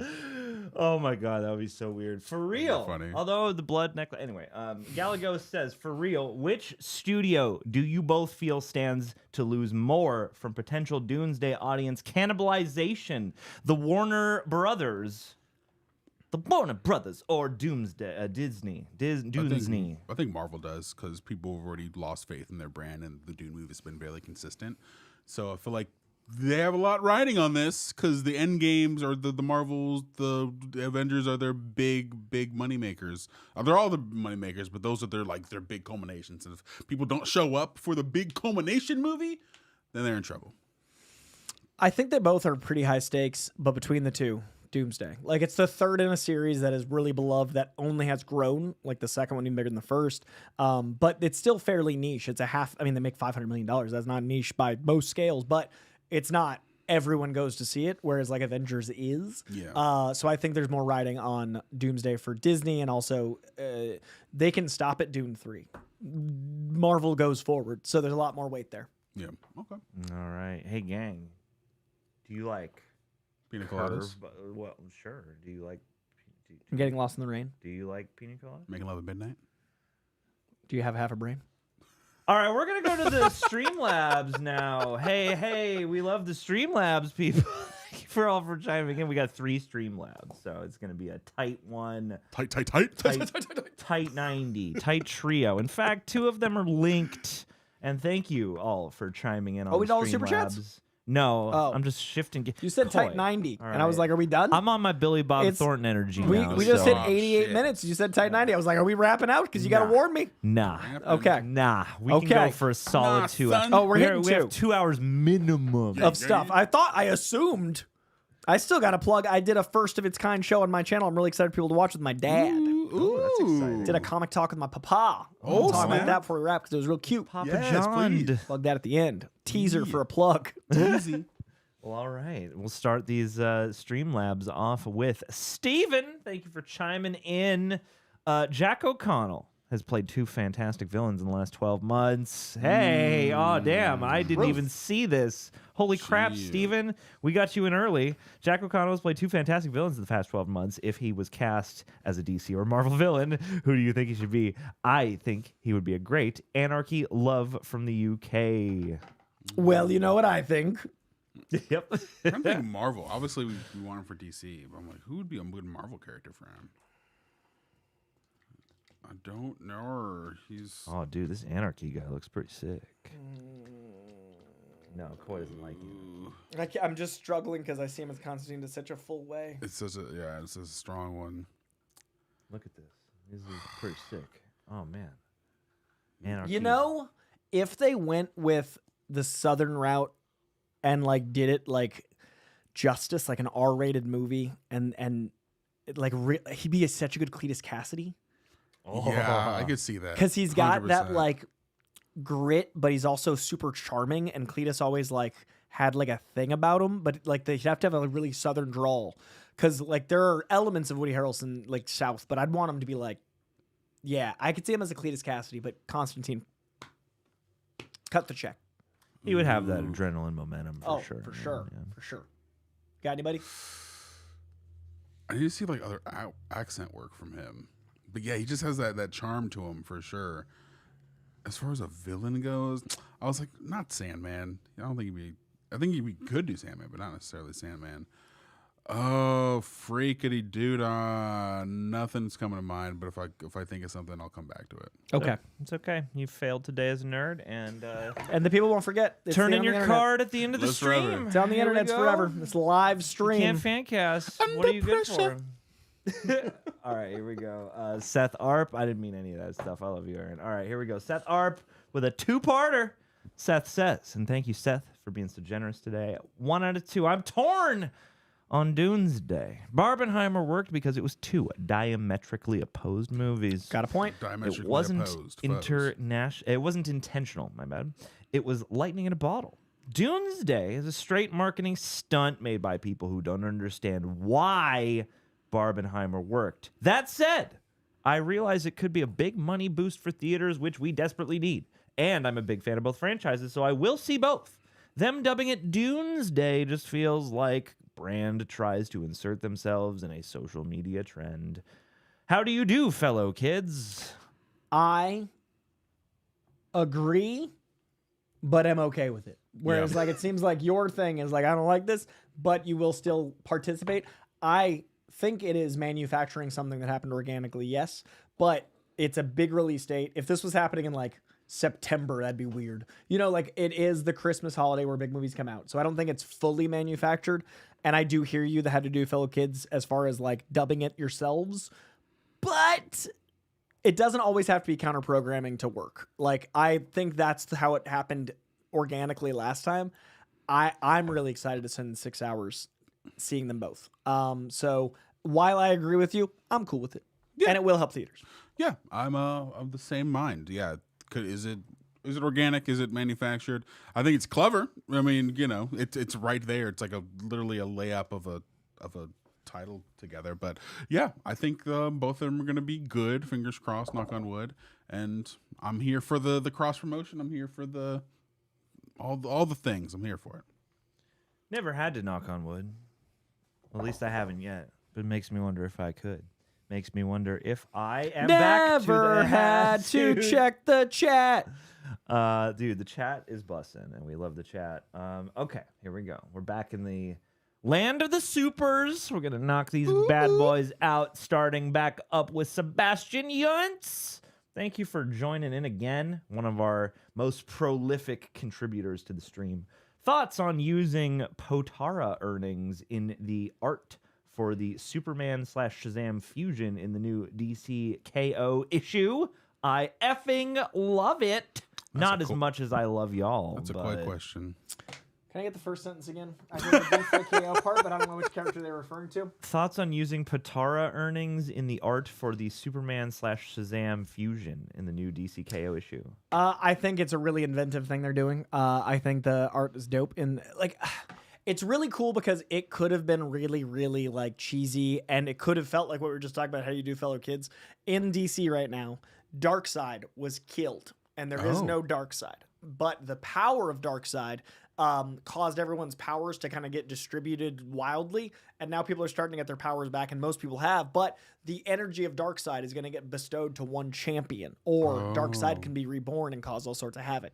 But it can only be given to one champion. So there's a giant 1v1 3-round elimination tournament fight amongst heroes and villains in DC, and the writing's amazing. Like, it could just be like pour your toys out, fight in a sandbox, but instead, like, the pairings are dope, the writing's dope, the actors, I mean the acting characters arcs are like they would act that way if they had to fight their friend or a villain would kill them. Like, it's killing it, and the mashups are great. So it's this cool tournament. So are these characters that want Darkseid's power or put in a position where they have to compete if for they it? don't get it, someone else will, and we want it to be a hero. So it's this crazy. It's on the 3rd round right now, and it's just elimination matches with heroes and villains. Is dope. Oh, fascinating. Is Batman competing for it? Yes. And they did the most surprising thing they could have done, and it still worked. And the Batman stuff is fascinating in parallel. Ooh, that gets me intrigued. So okay. Does he just step Now I onto the wanna battlefield and get squashed by a giant foot? No, but I would read that if it was written. It's like Batman is first guy Godzilla out. fought DC this year. Nothing. Shit could happen. Yeah, let's do it. That sounds very fun and cool. Thanks for inquiring about it, Sebastian Spidey Sensei 72 in the building. Thank you for chiming in. Coy, not Aaron. I'm not familiar enough with MCU lore. Can you briefly explain when Steve Rogers had a kid and who that child is in the MCU? Hugs to Spidey Cat. In the MCU, it's just happened in this teaser. We don't know yet. In the comics, I don't think he has. I could be wrong because there's 70 years of Cap, but I don't think in regular continuity. I'm sure it's happened in a What If. I'm sure it's happened in, like, isolation. But first Cap kid, to my knowledge. Other people have wielded the shield, but I don't think any biological heirs of Captain America have existed, to my knowledge. If that helps. There's one in the According to the animated movie. internet, only in alternate timelines and stuff like that. I had to keep my But nerd card. I was so worried they'd be like, well, that run in 1967 where intact. New canon. Next question. I was gonna say. Yeah. That's right. Good to see you, This Spidey question is Sensei. expressly not for Aaron. Not So- for So Aaron. you're not allowed No. to talk about Steve Rogers. And Spidey Cat is doing much better. We snuggled all morning. Hell yeah. Cap's kid is actually retroactively John Walker. Cap's kid is That- retroactively John Humphrey. Oh. Don't. Kevin said not to tell anybody. December 16th. John makes his MCU debut. John will return. It's just like you with full beard, like photoshopped over the baby. Just like a little. Captain America John. Someone in the chat make that. Just make that a The reality. uncanny valley of that Bradley Cooper sniper movie, but it's like you over a baby. Just that. We've been out here talking about that again. I hope so, because what he happened should. with his sniper movie? That like Oscar bait movie. I like Bradley Cooper a lot, but he gets a lot of heat. And There's a very American googly Sniper- fake baby in American There's a fake Sniper. baby in that oh, movie? it's so fake. He's like holding it and acting, and it is just a baby doll, and no one acknowledges it. So you're just walking around like a baby And they doesn't move. It's a baby doll, and everybody's just like, it did nothing to make it not a baby. It's a baby doll. And they fully showed the baby doll face? Yeah! That's and crazy. like the whole body's in the shot. He's just like, oh, rocking it. This Oscar ass film just Why with a couldn't they baby get doll. a real baby? It was real Mars and the real girl, dude. It was crazy. Oh, I need to see this Oh, now. it's insane. I love that. Whole ass baby doll, but with John's face. I want it, please. Someone Full in the beard and chat everything. make that happen. Avery, sometimes, and thank you for chiming in, Avery. Sometimes Peter dies to kick off Miles' journey. Would you like to see Tom retire and pass the mantle, both be Spider-Man at the same time for a bit, comma, die? Yes. Die. I want them to kill Peter. I wouldn't mind a little team up like the video games for a bit. I think it depends on what Tom Holland wants, because I feel like dude wants to like either tuck in and wife up Zendaya and like live on the English countryside, or let the dude like get some like I think Odyssey will hopefully let him get the respect he deserves as an actor, because not a lot of people saw The Impossible, and ever since he's kind of gotten crapped on. So I think it'll all depend on like these next couple moves whether or not he wants to. But if he wants out, like that'd be a cool way to let Miles shine. But if Tom wants to keep playing it, I don't mind them together. Yeah, and I like Peter. I just want to make that clear. I was around when they were reading when the initial Miles run came out, and the fact that Peter serves as Miles' Uncle Ben and he doesn't have a mentor to help him, and he has to watch Peter Parker fight on YouTube to learn how to fight as like a 13-year-old kid. I loved that, and I think that him having to figure it out on his own can really speak to a really cool, coming of age story. And we've already seen the Miles Peter interaction in the Spider-Verse movie. So I feel like if you're going to do something live action, you have to switch it up. You have to make Spider-Man's sacrifice mean something and have him go out in a very big, heroic way. And yeah, I would like it. I think it would be cool if they had some semblance of a relationship, and maybe through being Spider-Man, he finds out. Maybe in Tom Holland's 6th movie, he's in it, and then they have some semblance of something, and then he dies. But yeah. Dude, Tom steps out onto Battle World, crushed by a giant foot. Giant foot, Godzilla, canon. There it is. Or a big ant, and then Hank Pym comes in. He's like, I like ants. I don't Michael like Douglas spiders. comes back for one line. Yeah. I like ants. I like ants. Exits.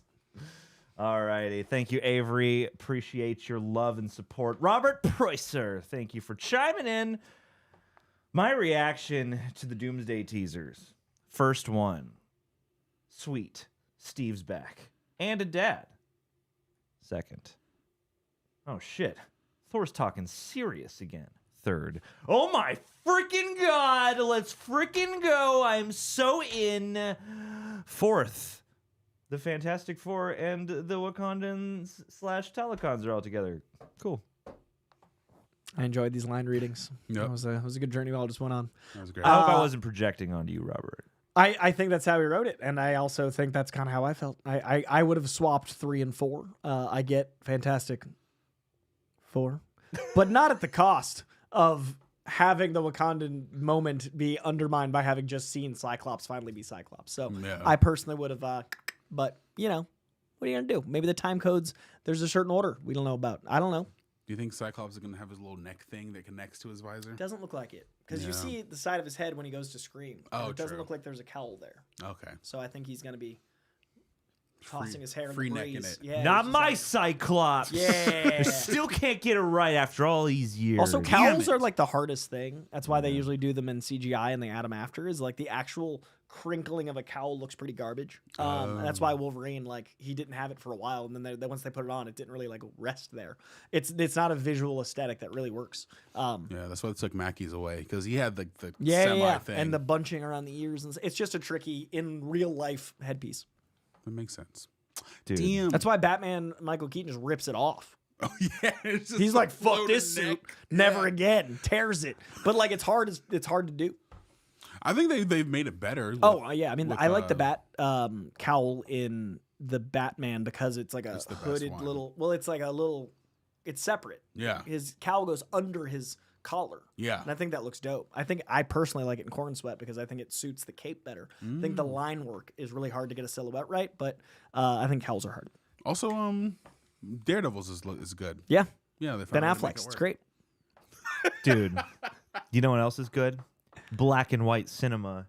And you know who has a question about black and white cinema is Who? Teague. Thank you for chiming in, Teague. What it Teague is, says this. Teague. What is the best use of black and white in film? Like not by design, like not because of the technology, like an actual choice I guess I would venture to say that, like, yeah, like if it's as a style. yeah, if it's a choice, not either. If you're in like the 60s and the 70s, like a budgetary thing where it's like, it's a cheap film. Sin It's like a City- choice to make something black and white. City's is great. I what think would Sin say. City really adds the pulpiness, and it's like very beautifully high density black and white. But I think Pleasantville. Never seen it. Ooh. Dude, Pleasantville's so good, and it's like it's a Dude. part of the narrative. Like Excellent it's a movie. story element. Oh, So I'd say Pleasantville or Sin City would be my two. okay. Yeah, Sin City was great. I really enjoyed that one. I'm a really big fan of when black and white movies are able to utilize dashes of color to highlight a point. Like I feel like Schindler's List did a great job of doing that. I think Sin City. We don't talk about that movie because everyone hates us. Everyone hates our Because we reaction. didn't. I hate the fact that like we clearly had never seen it because we're judging the character by the information given in the beginning. Yeah. And in the beginning, the information is this guy is a war profiteer, so I don't like him. And the internet's like, "Fuck you for not understanding the movie." Hey, he was a piece of shit in the beginning. That's called an arc, and I judged him because he was profiting off the war and had an incredible journey with this movie until it was released. And then I had to deal with being called an idiot that can't understand film. He made money off death. You guys are in the rare position where you We didn't know! You didn't have the know! cultural osmo, like the one thing everyone knows about this movie. Except that I We didn't! Anyone that thinks we've already watched these movies, yeah, here you go. Hadn't. So last time we talked about Schindler's List, What a mistake! 3 hours of suffering, respecting one of the greatest films of all time. Guff. Nothing but guff. I knew it. Harassed. I knew it when I brought it up. So last time we talked, you said you didn't read the comments. So I'm taking that. I have since, and they're all on my list. But my list's a little different.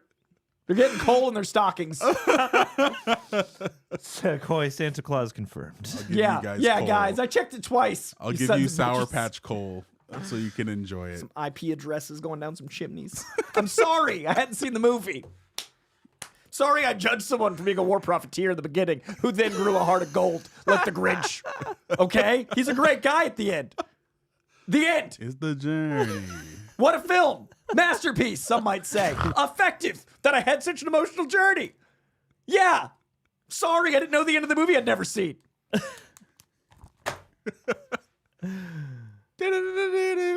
Great use of black and white.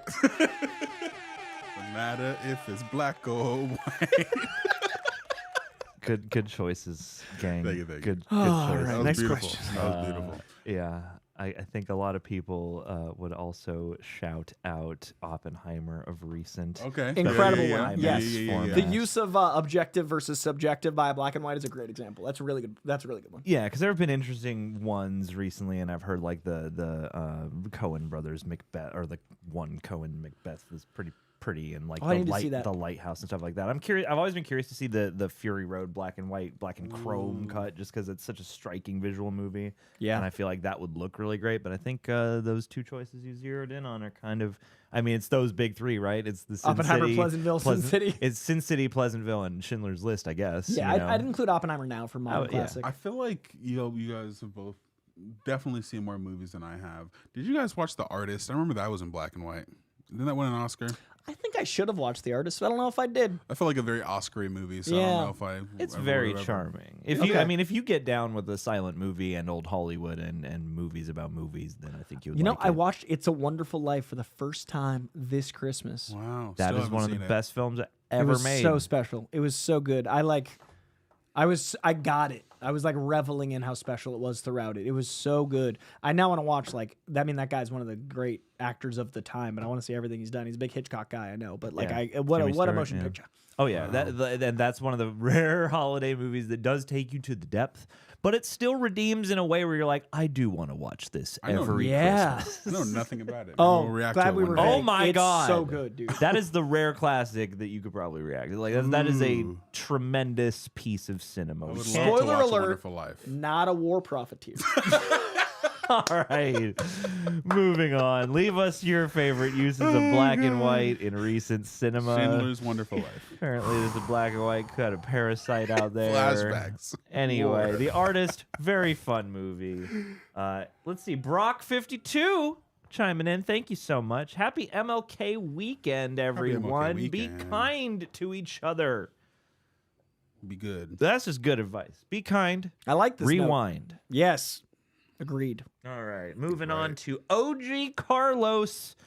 Not accept no substitute. Thank you, Carlos. What's up, Hurst Orange Juice Carlos? Orange, the No, it's juice. OJ, my It's bad. orange juice like Beetlejuice. It's Original loose. gangster Carlos. Like tell GEUSE. Anyway, Hurst gave a great performance as Thor in God of War 2022.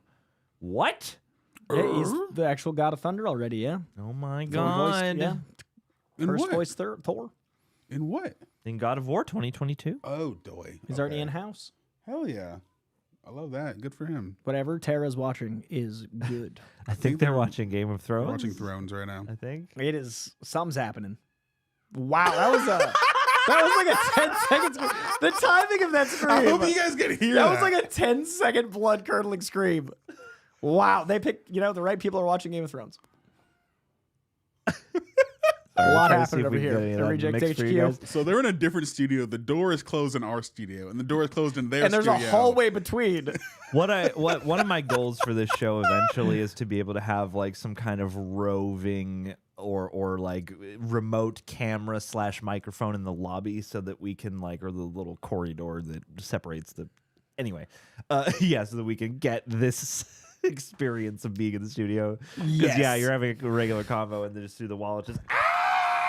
And we have like it's multiple amazing. filming studios and the wall between them very thin. So every so often you'll just hear like pure madness behind you and hope that everything's okay. Like this would be the place a Scream movie could happen and someone would be murdered and be like, what are they reacting to? It's crazy.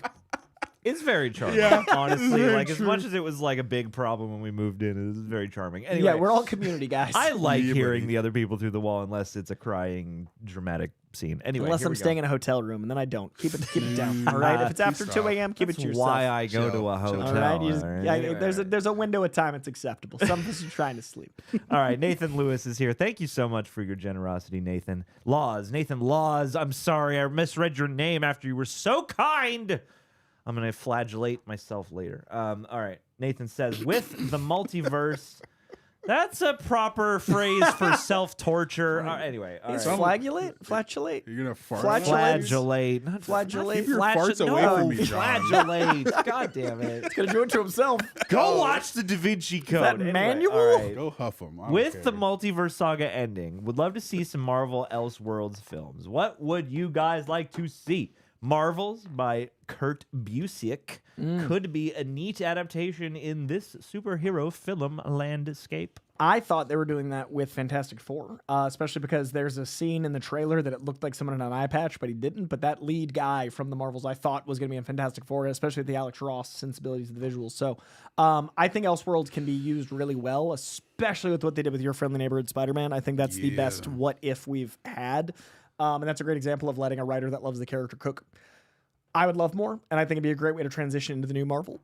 Whether they'll spend the movie on stuff that isn't canon because of today's culture, I don't think. Because they kind of just if it's not part of the great tapestry, the internet weirdly dismisses it. Like, well, it doesn't tie it. Like, when the DCEU was ending, it was so exhausting. So there were 4 movies that need to be released. Everybody's like, well, if it's not going to lead anything, why would I watch it? Maybe for the 2 hours of the movie itself. It doesn't enjoy the experience. I think it's a big problem we have with society is we're always living for the next thing instead of the thing. And I think the shared universe has exacerbated that. All art doesn't have to lead to the sequel and all next thing doesn't have to be why you watch the first thing. So an Elseworld can be dope, but with today's society, everybody's looking for an Easter egg. Everybody's looking for what does the ending mean. And I don't think it'll ever happen. I feel like Marvel's trained us for that. They're the first people to do it on a big scale to expect us to stay for the after credit scenes and then realizing that it's all connected. So they set the precedent for things to be connected, which does suck. And then I feel like they started to lean into that to the degree where they would just throw in shit without even having a plan for where it was going to go. I think in the medium of film and TV, Marvel is definitely they're 90% of it, right? They're a huge factor. But I think in society, we've been trained. Think about trailers. Trailers are now 5 seconds of the trailer and then the trailer. Yeah. TikTok is it's chopping something up into tiny parts. Quibi was 10. We've changed media to be anticipatory, not revelatory. Everything is not about reveling in the art. It's about anticipating the next thing. And I think that's causing anxiety. I think it's causing a lot of mental health issues. I think it's causing all of us to feel unhappy. But on a movie and TV scale, I think it's definitely a big problem of what a movie can be because it's about the next thing. But I feel like it's Bubbles. They were going for a while while I was ranting. I did saw them not peripherally. notice. You were listening to me. I forgot. Hell yeah, of course. But I think if we can have things like the Batman that aren't tied to a larger universe. So I feel like Yeah, it's but really how many about people spent the last 5 years going why is it in the DCU? Put Brandon, put him in Corn Sweated, and all I want is Pattinson. Put him in there. Crypto cannot be in that Gotham, and that doesn't matter to people because they all want it, even if it doesn't make any sense. It doesn't.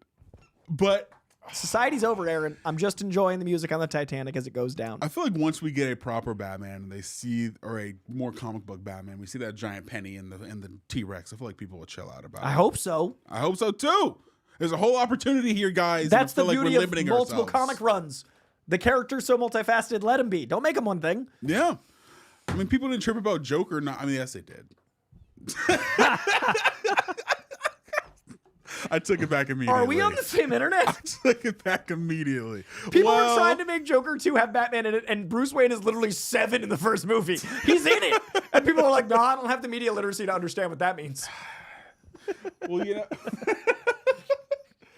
Yeah. Just looked at John blowing bubbles. But I feel like people can grasp the concept because we had the Batman, and the next year we had Flash, and that movie had like 3 Batmans in it.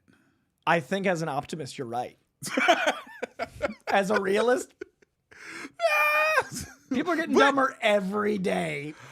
This next generation and the one that follows, I mean, we're spoon feeding. We're having characters narrate what's happening on screen because we're watching our little screen to watch our big screen to go and watch another screen. We are not going to survive media literacy to the point where we'll get to the timeline where that like can exist. I feel like if we can focus on making things of quality rather than making things that feel like they're Band-Aid or connective and it being subpar as a result of that, I feel like over time people can learn to accept it. Not everybody, because the voices of the wrong are loud. I think we're going to get to the point where we have like AI movies that fill the void of just cannon fodder, and we'll have theater that feels a little bit more like refined, but it's going to be more expensive, and I think it's going to be like eating organic food. Like you can eat poison for cheap. Or not even cheap anymore. You can eat poison for affordable. Or you can eat real food with actual nutrients for a lot of money. I think art might end up that way. That's what worries me. Is if you want quality, you're going to have to like buy GMO free and like free range art. You're so right. There's going to be fucking There's going to be a schism because all the stupid people. AI movies. Yeah, stupid people have no problem with stupid content. And like that is the masses. And that's the people that are going to be driving the studios because they're looking at the bottom line. Stockholders are going to want content, not art, and art is going to become more refined. Like the theater should be for the proletariat. It should be the consumer's medium. It's supposed to be to bring people together. We're seeing that fail, and the studios are going to react accordingly, and then people are going to react accordingly over and over again until it's just 2 schisms, and we're going to have to hope for the best. And I hope I die before that happens, but unlikely. That sucks. A lot of crash outs in today's episode, guys. No, it's For great. schism. I love it. I think that because, and correct me if I'm wrong, weren't they going to do like an AI James Dean movie like some years ago? And I'm sure they will. I think there's just legal rights. And actors right now are selling their likeness rights because they're getting old and dying and like they want their kids to live. And I get that. But that is going to exacerbate this because then they'll have the actual ability to make the thing and with a familiar face. And then not long after that, it's going to be like, what would I look like in a Star Wars? I could write a better Star Wars. Kathleen Kennedy sucks. This is what I'd do. Put my face on a stormtrooper. And they're going to call that a movie. It's not.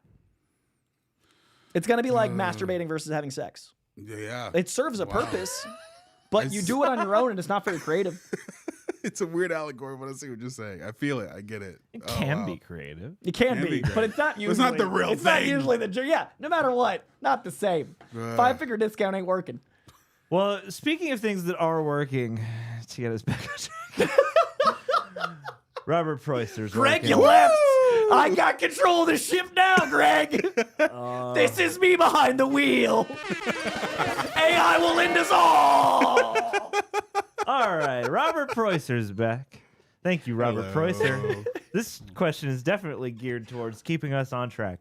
I loved that talk you all had about rappers playing superheroes and villains. I got one for him. Toad. I got one for M. Forgive me, that's capital E. Toad, especially if he jokes a lot like X-Men Evolution. So Eminem Toad. That version of Toad, I love it. Fun fact, the character in Wanted that James McAvoy plays is based off of Eminem, but Eminem doesn't film things outside of Detroit. So movies like the one that they just reacted to, Elysium, that was supposed to be Eminem. Greg blew my mind with that fact. He was supposed to be freaking... Like up until weeks out. And I also love that Wild. Eminem's actually such a good actor. They're like, we got to get Matt Damon. Like I love that Eminem is so good that like we need Oscar winner Matt Damon to step in these shoes. And then friggin' Southpaw, I was like, well, I guess we gotta need get Jake Jake Gyllenhaal. Gyllenhaal. What do we do? Just do the soundtrack. Him stay in Detroit. But what's crazy is Eminem is so good in all of his comedy appearances that like he's such a good actor. 8 Mile is incredible, but I watched Elysium like 5 years ago, and I was like, this would have been so much better with Eminem. Like Matt Damon's incredible. I might have just lost my Boston card. But the movie doesn't quite feel right because you're a little too aware that Matt Damon's Matt Damon. That movie would have just a little more texture if it was Mr. Nem. Yeah. So like there are, I love Eminem. As far as not wanted based comic book characters, he'd be a good Speedball, age dependent. He would make a fun. I'm trying to. It's leaving me. It's not coming back. It's gone. Speedball would be fun. All right, we got Speedball on the screen anyway. Fast talking, rapid. He has a great arc where he goes from the whimsical, fun-loving, bombastic character to causing a giant event called the Stanford Incident, which kills lots of people in Stanford, Connecticut, which leads to the Civil War. He then comes back as Penance, a character that literally gets his powers from stabbing himself in like an Iron Maiden of his own design. Eminem. Okay. Hell yeah. Does he have a laptop in his back pocket? He does. He does. Yeah, and get He's got a guilty conscience. we're gonna get Rick Ross to play Tombstone. Yeah. You know who would have been a great Kingpin? Who? Suge Knight. Oh fuck yeah, duh. He What? just is Kingpin. Duh, literally. Like What it's the just fuck? him. Yeah, straight up. The streets are death row, and Kingpin runs them. Like it's crazy. Wow. All right. Now I want that. Moving on. was Thank you great. so much, Robert. Thank you so much. Everybody leave your Eminem superhero fan casting in the chat and the comments. If you're listening to this on a replay, and if you are listening to this on a replay, you could leave us a like on the video. Well, like You could do that live too, just saying. All right, here we go. OG Carlos is back. Coy. Thank you, OG. You tuning in on the first Paramount UFC card? I'm so excited that I have an event planned. I'm having people over. I got schemes. I'm dieting aggressively right now, but that's going to be the one cheat day in this window of time. I'm not taking another one until February 12th. Yes, I'm watching. Yes, I'm excited. Yes, I usually go to places like bars because I don't want to pay for a pay-per-view and I can make it a communal experience. So now that it's not pay-per-view, communal experience at Mikasa, very excited about it. Big UFC guy. And Coy will be charging everyone the full price Oh, of the stream. of course. There's so that Coy profits immensely off naturally. Of this. Yeah. Guys, pizza doesn't pay for itself, all right? Neither do chicken wings. Very excited about it. If you guys were UFC guys, I'd invite you over. I don't know if you care about I like modern day warrior barbarians. I like UFC. Yeah? Yeah. The 27th? I forget what day it is, but I'm having people over. Oh, Come cool. through. It's going to be dope. Yeah, I'd love to. Fuck yeah. All right, everyone in the chat's coming through. Here we go. Gaethje's fighting. I don't know if you're following, but I love Justin Gaethje. He hasn't had a good fight in a little while, but I mean, he's always like a good fighter. He hasn't won in a while, but he always fights till he's burger. So I'm really excited for him to come back. Philly's burger. Hells yeah. Malik, thank you for chiming in. Malik et al. If you could, Terrence Malick, make a Teen Titans movie, which iteration of the team would you go with? I'd go with the new Teen Titans lineup or the Jeff Johns lineup. Coy, Aaron, who are you going with? I like the Jeff Johns lineup, but I'm a Jim Starlin guy. I'm going OG. I'm going the original Starlin run. I think those are modernized well with the new Teen Titans, but I'd love a movie where it's the Starlin stuff and we evolve into the new.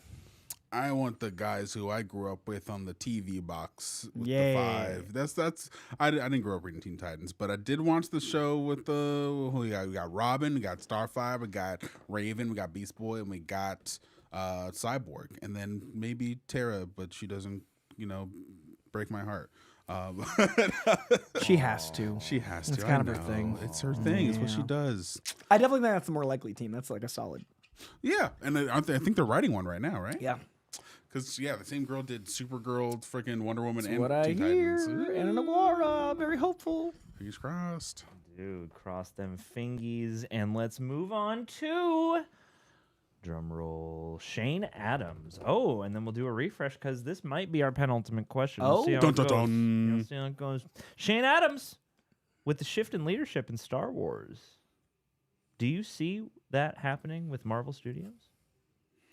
No, with an asterisk that unless Kevin Feige feels like this is what he wanted to do with X-Men, I've always said Feige's been waiting for the X-Men, right? Like, he was producer on the ones in the 2000s. He's the one that snuck comics onto set. He's the one that got Wolverine's hair. Like, he loves these characters. I've always thought that the Marvel Universe would, like, have brand new life when the X-Men came to it. But if he feels like he scratches the itch because they're his cast from 25 years ago, now doing the Jim Lee stuff, my only concern would be like, well, I feel good. I did Secret Wars and Doomsday, and I got the X-Men in it. That said, I don't think he'd hand over the keys once they're in the MCU. So I don't see that happening. Yeah, I don't see it happening It's like either. a 2% concern. Yeah, no, I don't see him ever leaving, really, or not anytime soon. Ever. Till he's 90. Resuscitate him if he's gonna die.